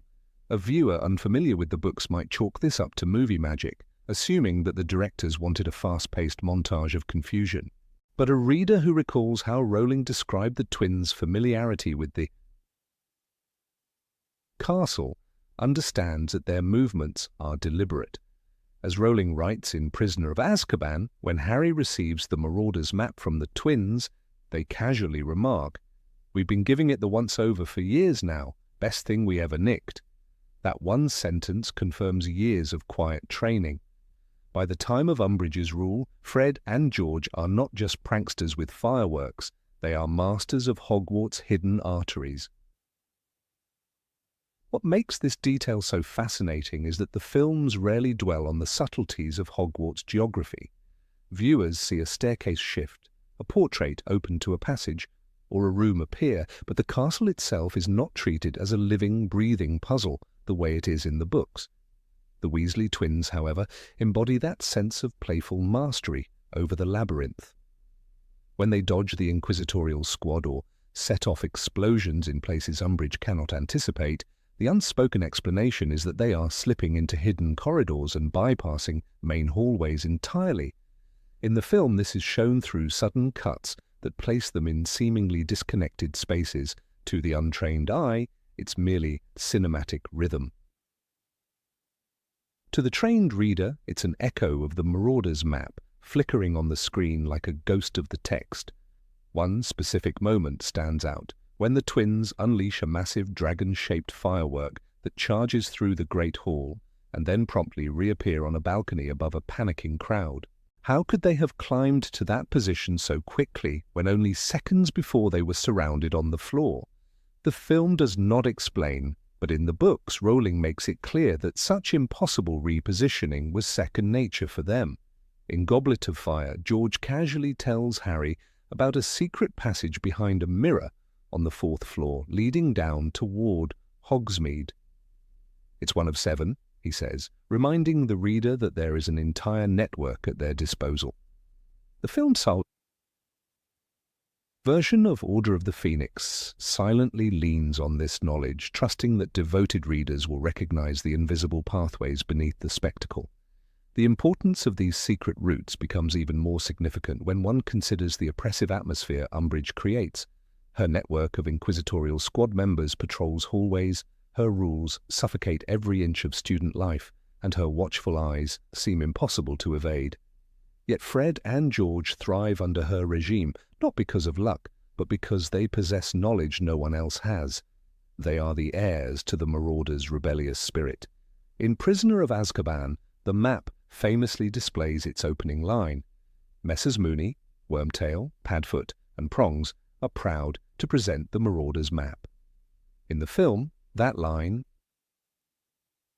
is used as a magical flourish when Harry first opens it. But in the Order of the Phoenix film, the spirit of that proclamation lives again in Fred and George's anarchic ballet through the corridors. They are the map's spiritual successors, making mischief, avoiding capture, and writing their farewell to Hogwarts with sparks in the sky. Fans of the books also recognize how much time the twins must have spent studying and memorizing the passages. This is not a case of occasionally glancing at the map when in need. They lived with it, breathed it, absorbed its secrets until the layout of Hogwarts was written in their bones. Rolling notes in Prisoner of Azkaban that they never handed the map to anyone else until Harry, because they valued it too highly. We don't reckon Filch ever found out what it was, Fred admits, but it's a bit of a sore point with him. That secrecy reflects just how closely they guarded this treasure. When the film portrays them darting in and out of impossible angles during their rebellion, it is a cinematic shorthand for years of hidden practice. For many fans, this connection elevates the film sequence from a flashy prank to a symbolic moment. The Marauder's map, though unseen, is present in spirit. It ties together the generations of mischief makers who challenged authority within Hogwarts walls. James Potter and Sirius Black once used it to sneak out after curfew and explore the grounds. Fred and George used it to undermine Filch, dodge punishments, and eventually to launch their most glorious act of rebellion, and Harry himself would later rely on it to survive his encounters with Draco Malfoy, Snape, and even Voldemort's followers. The fireworks in the Great Hall are not just pyrotechnics, they are a declaration of freedom, backed by the silent corridors that have always been the lifeblood of Hogwarts misfits. Another revealing detail occurs when Umbridge and her squad attempt to corner the twins during the rebellion. In the film, her pursuers are consistently one step behind, arriving seconds too late, stumbling into chaos while Fred and George vanish around a bend. This cat-and-mouse chase feels more than coincidental. It mirrors what readers know from the books, that Hogwarts itself becomes a weapon in the hands of those who truly understand its secrets. The twins' mastery of the hidden geography ensures that Umbridge, for all her rules and decrees, is powerless against them. Rowling writes in Order of the Phoenix that Fred and George were heroes within the school, celebrated not just for their pranks but for standing up to tyranny. The film translates this heroism visually, yet the deeper reason for their success remains hidden in the subtext for book readers to uncover. Even the final flight from Hogwarts, a moment of cinematic triumph with brooms soaring through smoke and fireworks, carries a quiet echo of the Marauder's map. How did the twins reach the open air so quickly? How did they avoid being intercepted on their way to the exit?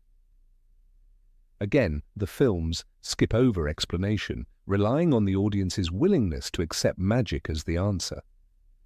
But the readers know they didn't just run for the front door. They used the passages, the shortcuts, the invisible arteries that carried them past the walls of authority and into freedom. Their exit is not simply a dramatic flourish, it is the culmination of years spent mastering a castle that itself resists being tamed. When fans rewatch the Order of the Phoenix film with this knowledge in mind, every movement of Fred and George takes on new significance. The jump cuts, the sudden reappearances, the uncanny timing, they are no longer random edits but cinematic winks toward the Marauder's map. It is a subtle nod, easily overlooked but deeply rewarding to those who carry the book's details in their memory. This is how adaptation works at its best, by layering hidden meanings that only the most devoted will notice, creating an almost invisible dialogue between page and screen. It is also worth noting that the films largely erased the Marauder's map's centrality after its introduction in Prisoner of Azkaban. While it appears in later installments, its magical depth is never again explored with the same wonder. That makes the unspoken reference in Order of the Phoenix all the more satisfying. It reaffirms that even when the map itself is absent, its legacy endures. Fred and George embody its spirit, reminding us that Hogwarts is not merely a school, but a labyrinth of possibility, waiting to be claimed by those bold enough to explore it. This hidden detail also speaks to the difference in storytelling between the films and the books. Where the books build slow layers of lore explaining objects, histories, and motivations, the films often streamline these elements into visual shorthand. For casual viewers, that shorthand is enough, but for devoted fans, it creates opportunities for discovery. Spotting Fred and George's impossible movements during their rebellion is like finding an Easter egg, one that only reveals itself to those who have walked the corridors with them in the text. It rewards loyalty, attention, and memory, binding the two mediums together. Ultimately, the Fireworks Rebellion becomes more than a comedic interlude or a dramatic spectacle. For those who know the full story, it is a living demonstration of how the Marauders' map shaped the destiny of its inheritors. Fred and George's laughter echoes the mischief of Moony, Wormtail, Padfoot, and Prongs, linking past to present in a lineage of resistance. The casual viewer may see only chaos, but the reader sees artistry. And in that artistry lies the true magic, the castle itself conspiring with its tricksters, allowing them to vanish into impossible corridors and reappear in glory, leaving behind a story that belongs not just to the films, but to the pages that birthed them. Number 21, the restored cracked portrait. In Harry Potter and the Chamber of Secrets, there is a corridor scene that most casual viewers would never pay attention to. The students of Hogwarts are whispering in fear after the basilisk's attacks. The walls are marked with warnings written in blood, and the castle feels heavy with dread. On one side of the hallway, a portrait is hanging in its frame, but something about it is wrong. The canvas looks scorched as if flames had licked across its surface. The painted figure is blurred, its features half lost under blackened strokes. Even the gilded frame is cracked, running with a jagged line down one side. For most, it seems like nothing more than a forgotten piece of background design. Yet fans of the books know that no damaged painting in Hogwarts is just decoration. It is a living piece of the castle, one that once spoke, moved, and contributed to the magical life of the school. By the time Prisoner of Azkaban was released, the same portrait reappeared in a corridor scene, restored to its original glory. The scorch marks were gone, the frame had been repaired, and the painted figure once again stood proud within the canvas. This was not an accident of set design. The filmmakers had deliberately chosen to bring back the portrait, whole and vibrant, as if time and magic had healed its wounds. To a casual moviegoer, this detail would pass unseen, buried among the hundreds of visual choices that make up the Hogwarts aesthetic. But for someone who remembers the books, it resonates with the quiet heartbeat of Rowling's world, where paintings like ghosts have their own agency, memory, and resilience. In the novels, portraits are not merely pieces of decoration, they are part of the castle's consciousness. Rowling makes this clear from the very beginning, when Harry is introduced to the Fat Lady in Philosopher's Stone. She swung forward to reveal a round hole in the wall, Rowling writes, showing that a portrait can move, speak, and control access to secret spaces.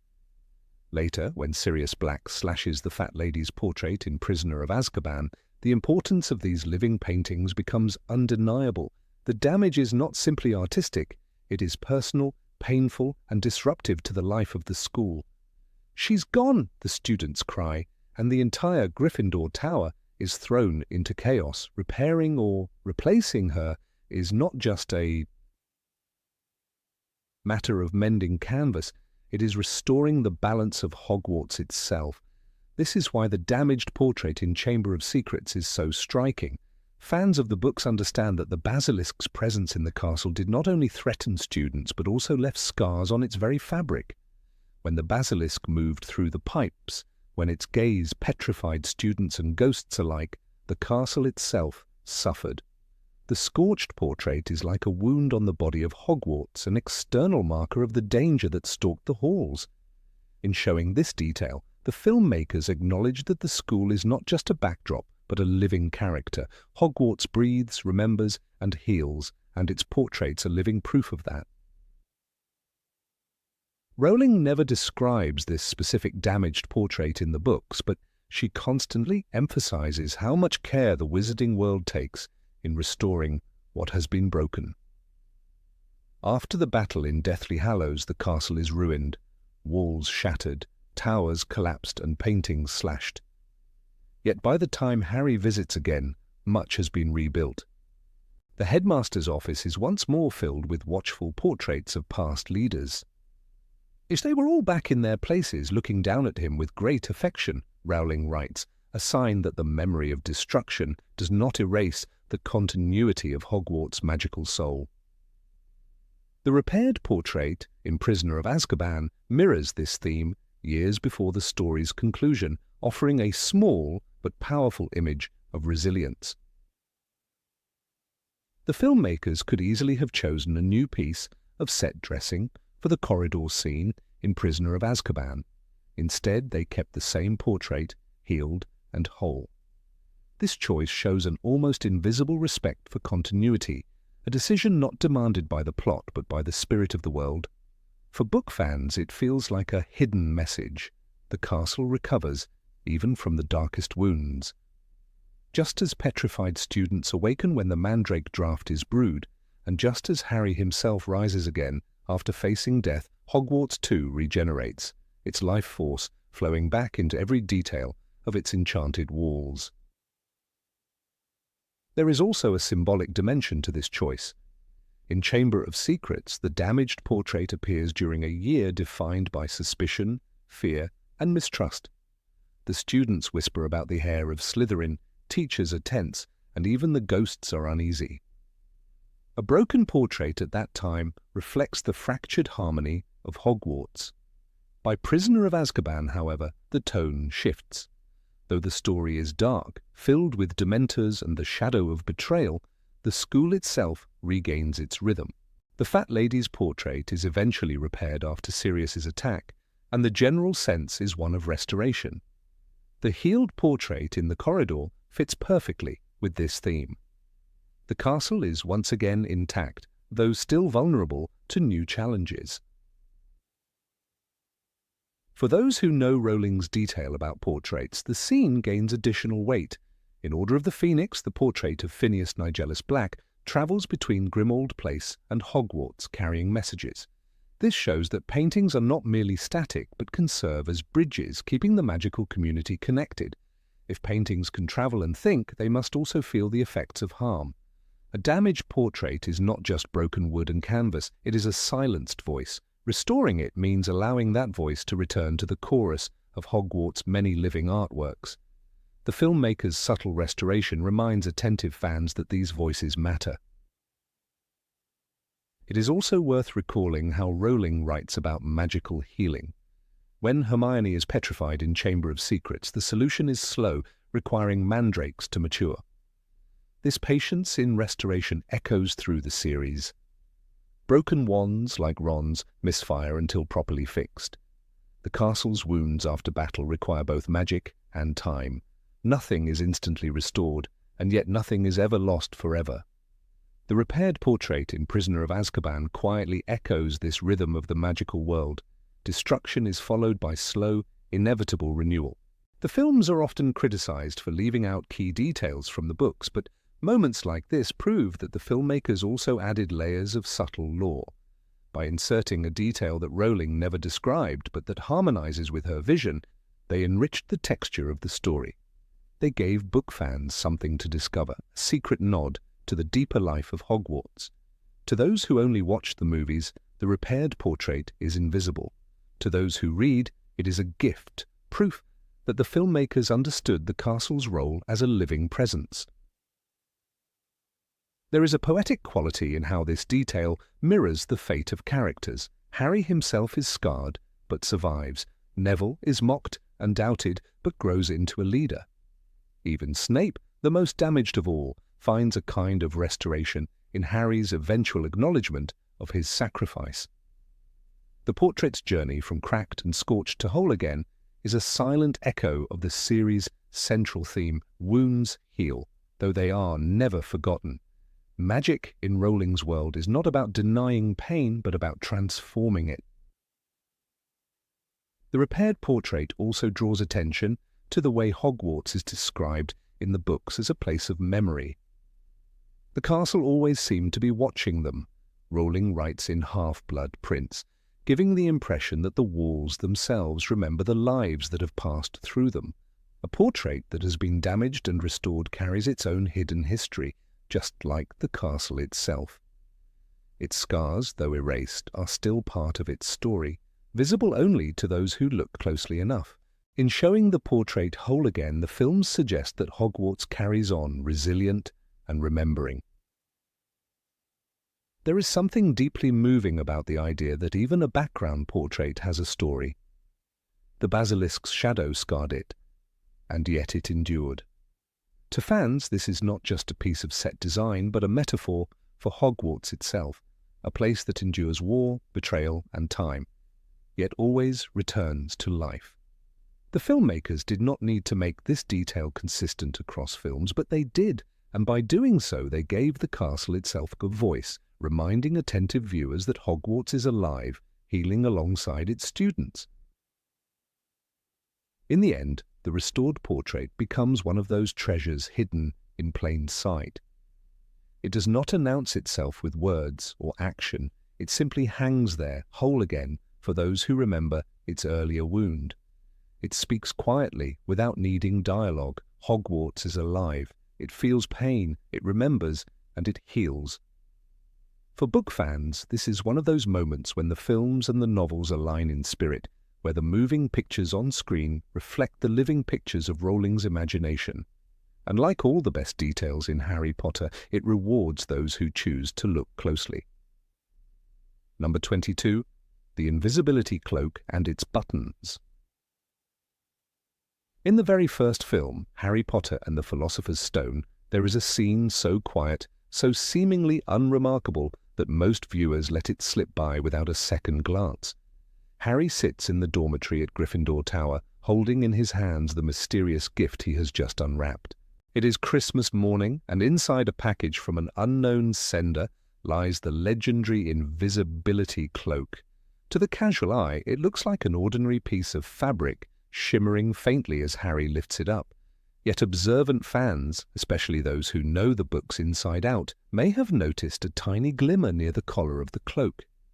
Small buttons, subtle but shining, are stitched into the garment. They are barely shown on screen, but their presence is a deliberate nod to J.K. Rowling's original description, a connection between page and screen that only the most devoted readers could catch. Rowling, in her very first book, gave the cloak a tactile and specific description that went far beyond the generic magical fabric one might expect. When Harry first tries it on, the text tells us, "It was a cloak of silvery material that looked like liquid silver. It was strange to the touch, like water woven into cloth. It had a hood and silver clasps." Those silver clasps are not just decoration. They anchor the cloak in the imagination, grounding the impossible in the texture of the real.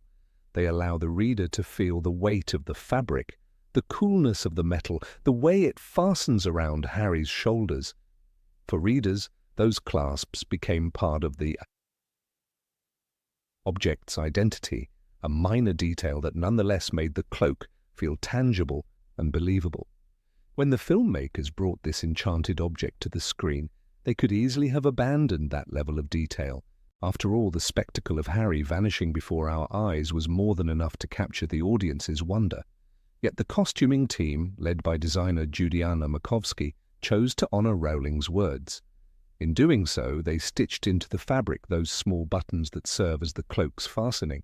It is a blink-and-you-miss-it decision, one that never receives close-up emphasis, yet it demonstrates the deep respect the production team had for the source material. The detail is there for those who care to notice, hidden in plain sight like the cloak itself. The placement of those buttons is telling.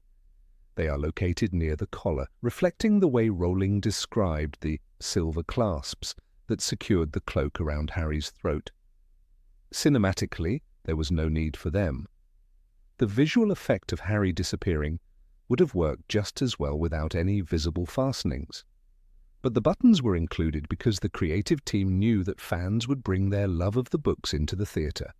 For the readers who had followed Harry since the first page, these tiny silver fasteners would be a signal, a quiet assurance that the filmmakers had read the same sentences and respected their meaning. The buttons are an Easter egg of loyalty. It is significant that this occurs in the very first film. The Philosopher's Stone was the foundation, the moment when audiences worldwide met Daniel Radcliffe's Harry and entered the visual version of Rowling's universe for the first time. Every design choice was under scrutiny. Fans wondered if the world they had built in their imaginations would be faithfully recreated. The addition of the cloak's buttons, almost imperceptible though they were, became a gesture of reassurance.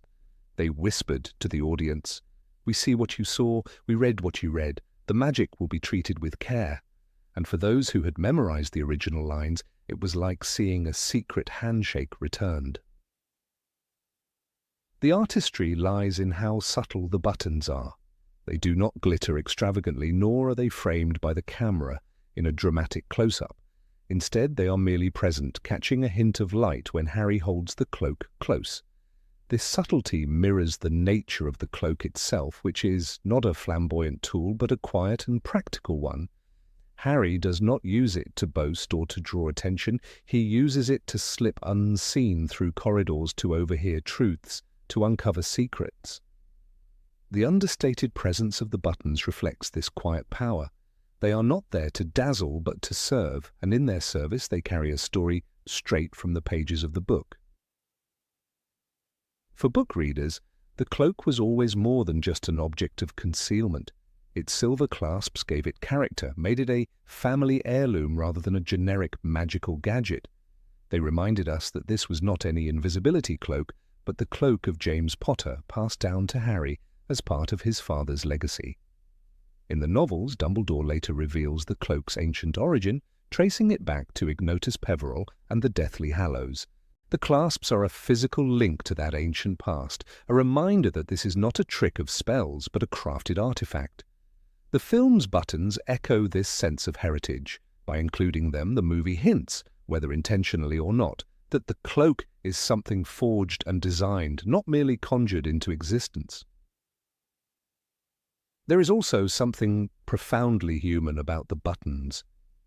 Magical objects in fantasy often risk becoming abstract, their enchantments so overpowering that they lose texture and believability. But the buttons anchor the cloak in the world of human hands and craft. Someone sewed them. Someone chose silver as the material. Someone made this cloak wearable in the most ordinary sense. That someone may be lost in legend, but the buttons remain as evidence. They tell us that even the most miraculous artifact must be worn like clothing, must fasten securely around a human body.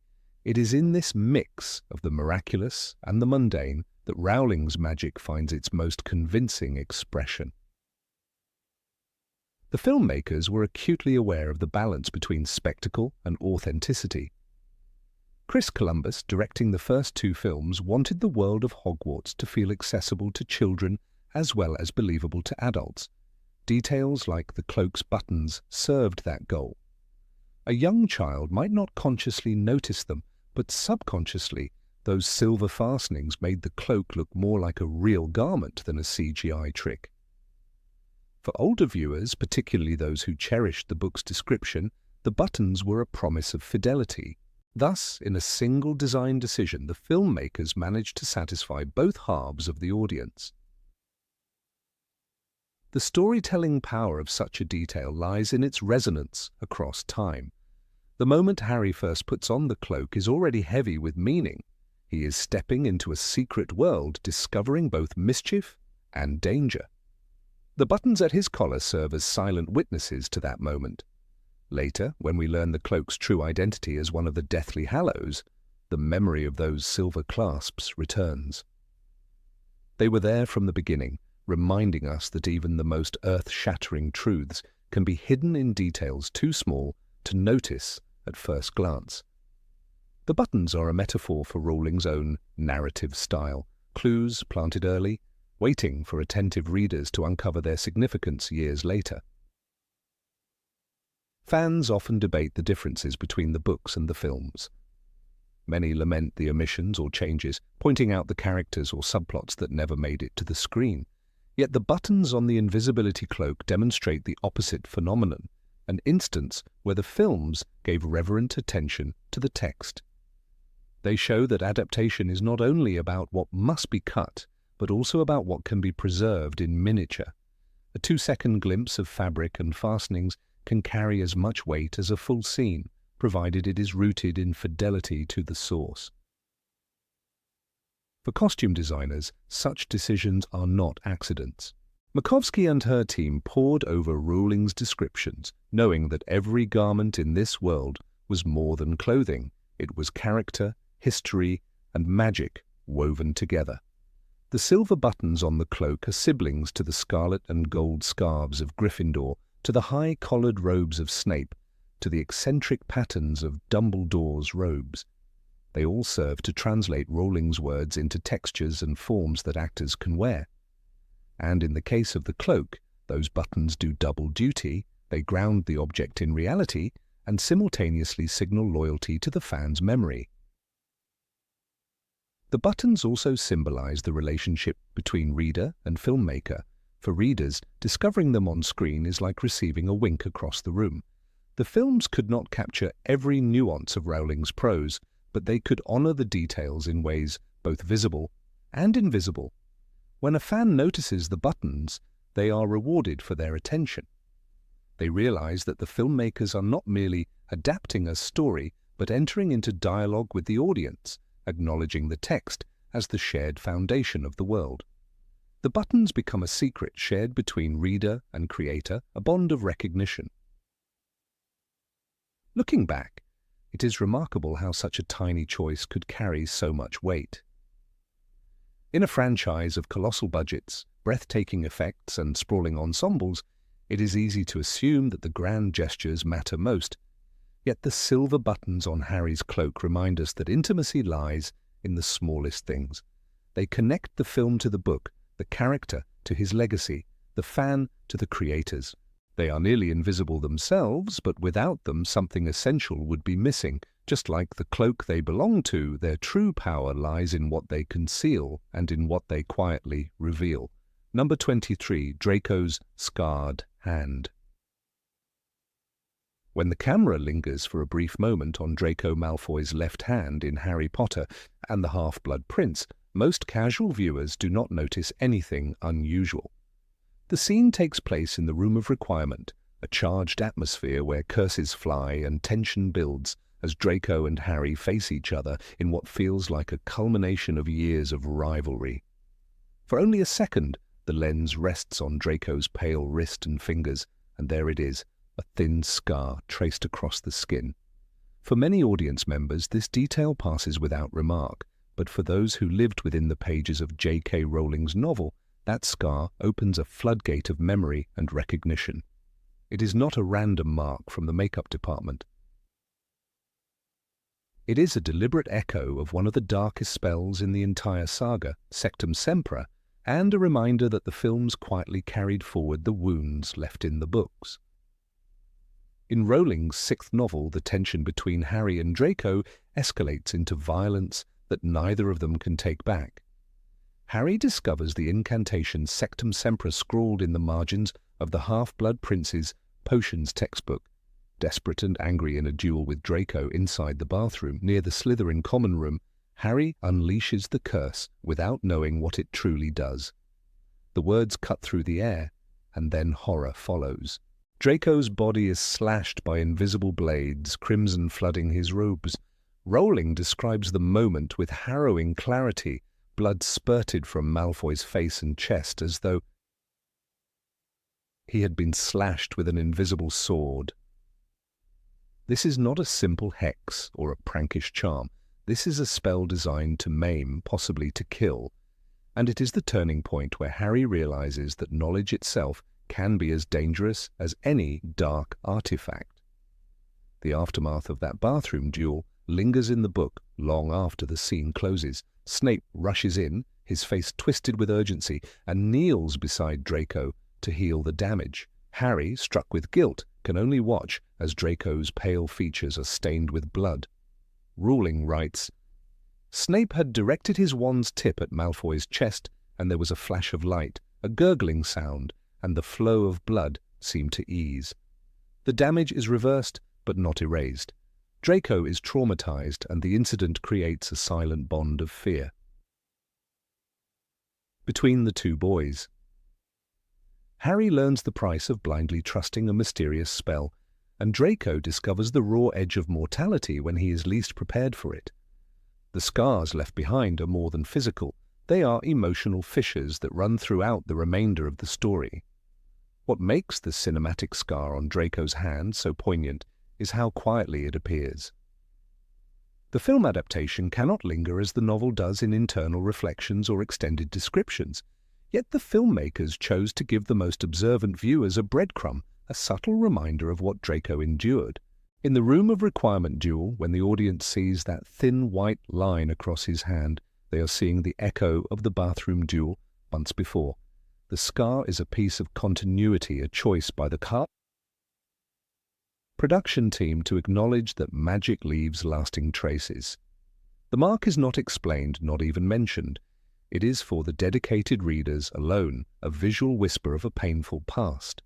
The scar also stands as a visual representation of Draco's fragile state during the 6th year. In the novel, he carries not just the physical wound, but the psychological burden of his mission from Voldemort.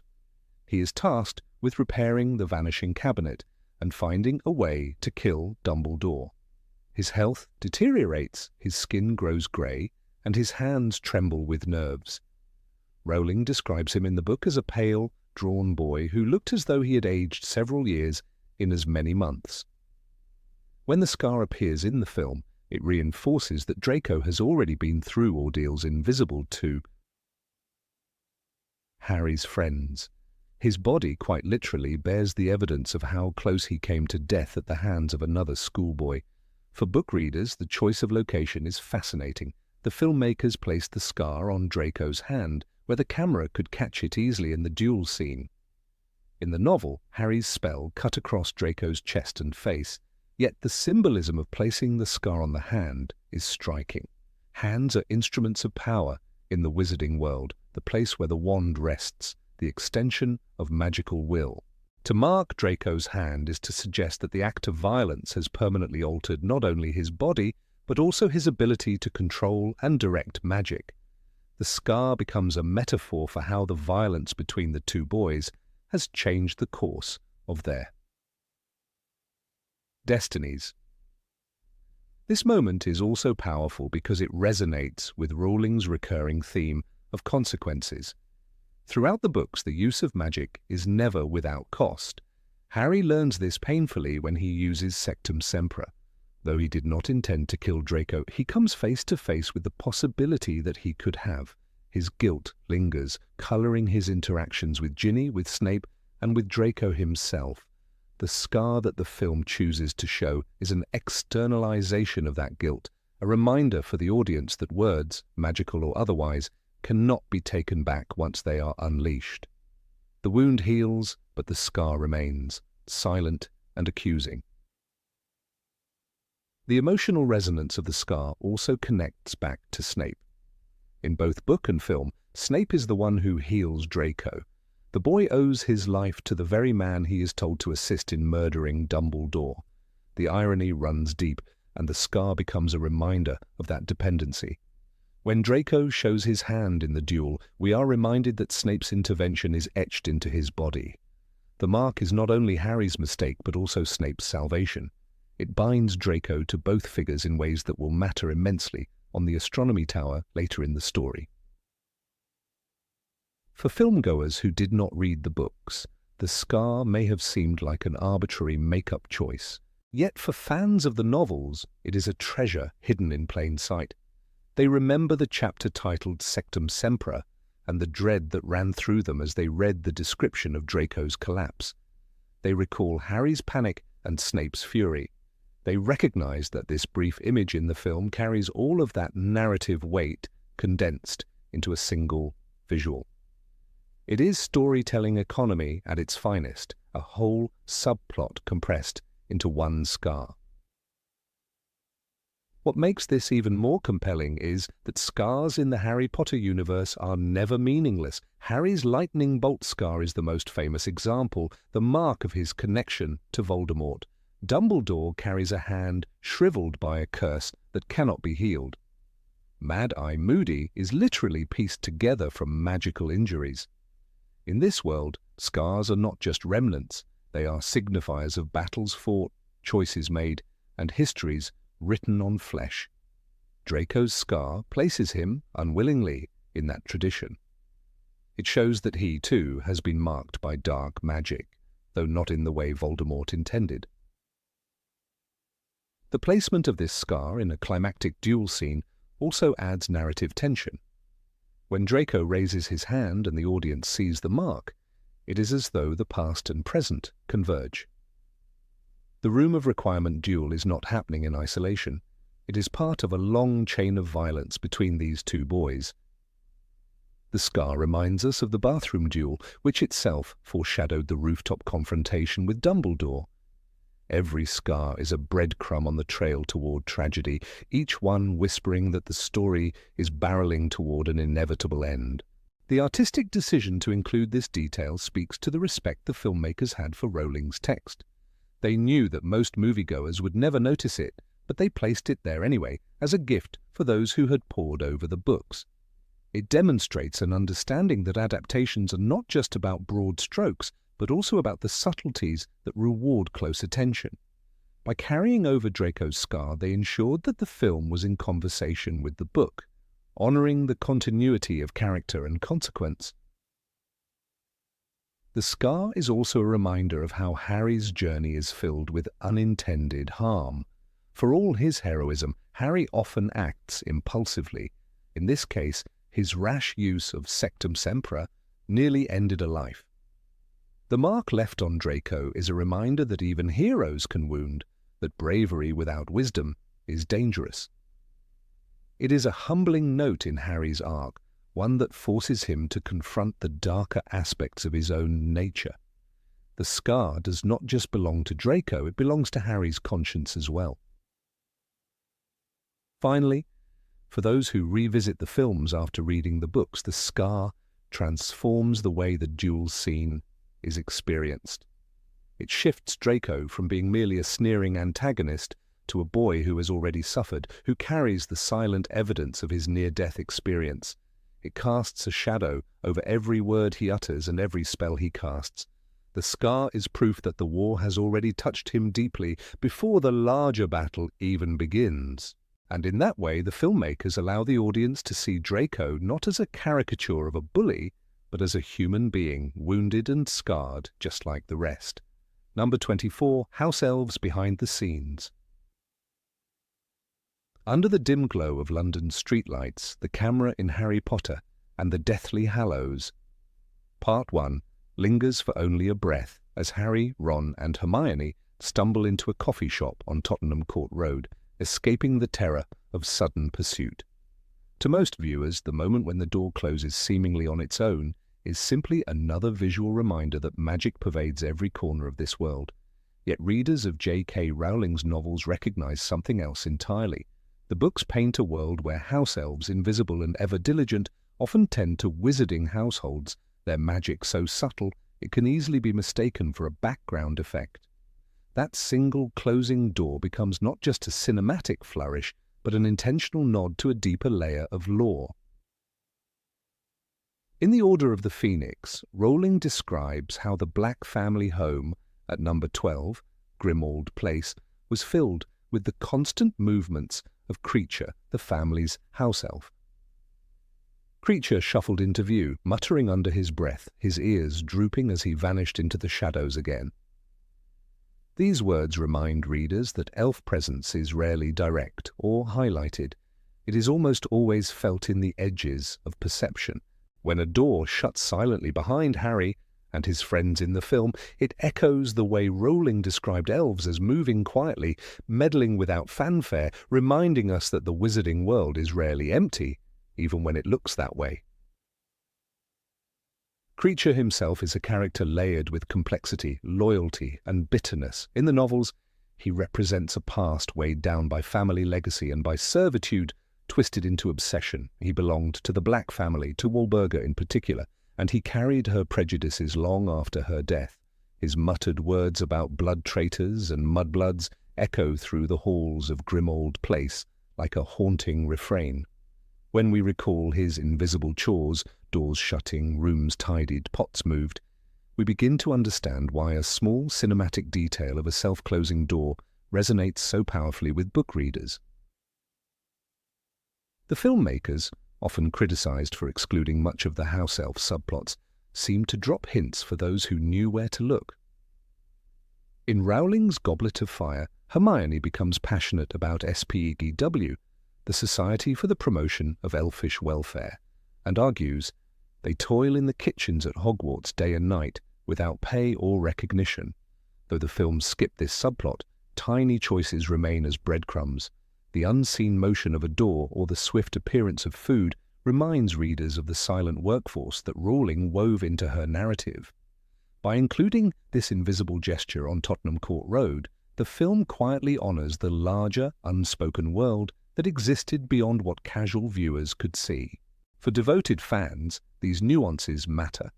They form bridges between the cinematic and literary worlds, allowing details that might appear meaningless to casual viewers to become symbols of depth and continuity. The books emphasize how pervasive elves were in the households of wizarding Britain. Rowling writes in Chamber of Secrets, through Dobby's voice, "House elves is doing it all, sir. We is working in the kitchens, cleaning the dormitories, carrying messages, and we is invisible when we needs to be." That invisibility is not only literal but thematic. Their presence is constant yet overlooked, much like the Tottenham Court Road door that shuts without explanation. The door's movement becomes more poignant when tied to Kreacher's arc in the later books. Initially cruel and distrustful, Kreacher undergoes one of the most striking transformations of any secondary character. In Deathly Hallows, Rowling shows how kindness and respect alter him. When Harry gives him the false locket that had once belonged to Regulus Black, Rowling writes, "Kreacher bowed so low that his nose brushed the carpet." "Master Regulus's locket," he said, in a voice so soft Harry could hardly hear him.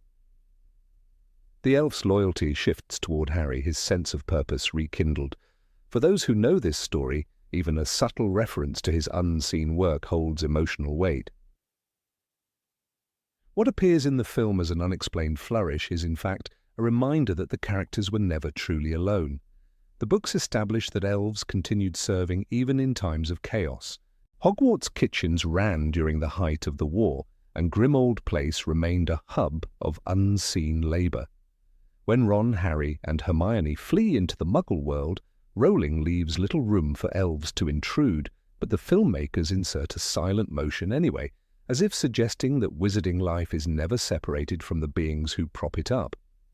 Book readers cannot help but sense Kreacher's shadow in the detail, remembering his grudging footsteps and mutters. This is why fan interpretations grow around the smallest fragments.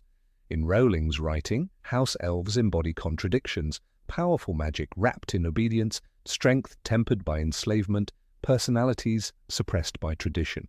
Kreacher embodies grief, Winky represents despair, and Dobby radiates defiant hope.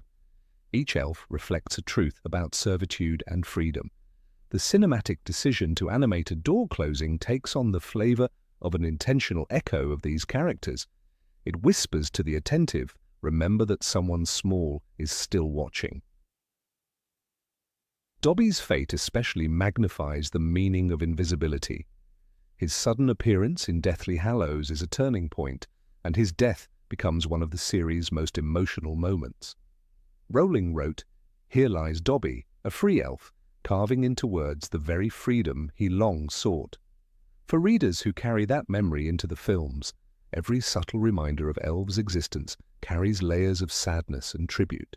A door shutting with no wand in sight becomes not just a trick of magic, but a symbol of an entire race who worked unseen and unacknowledged until one of them claimed his own place in history. The invisibility of elves also reflects Rowling's social commentary. Their hidden labour mirrors how entire classes of people in human history sustained societies while remaining unrecognised.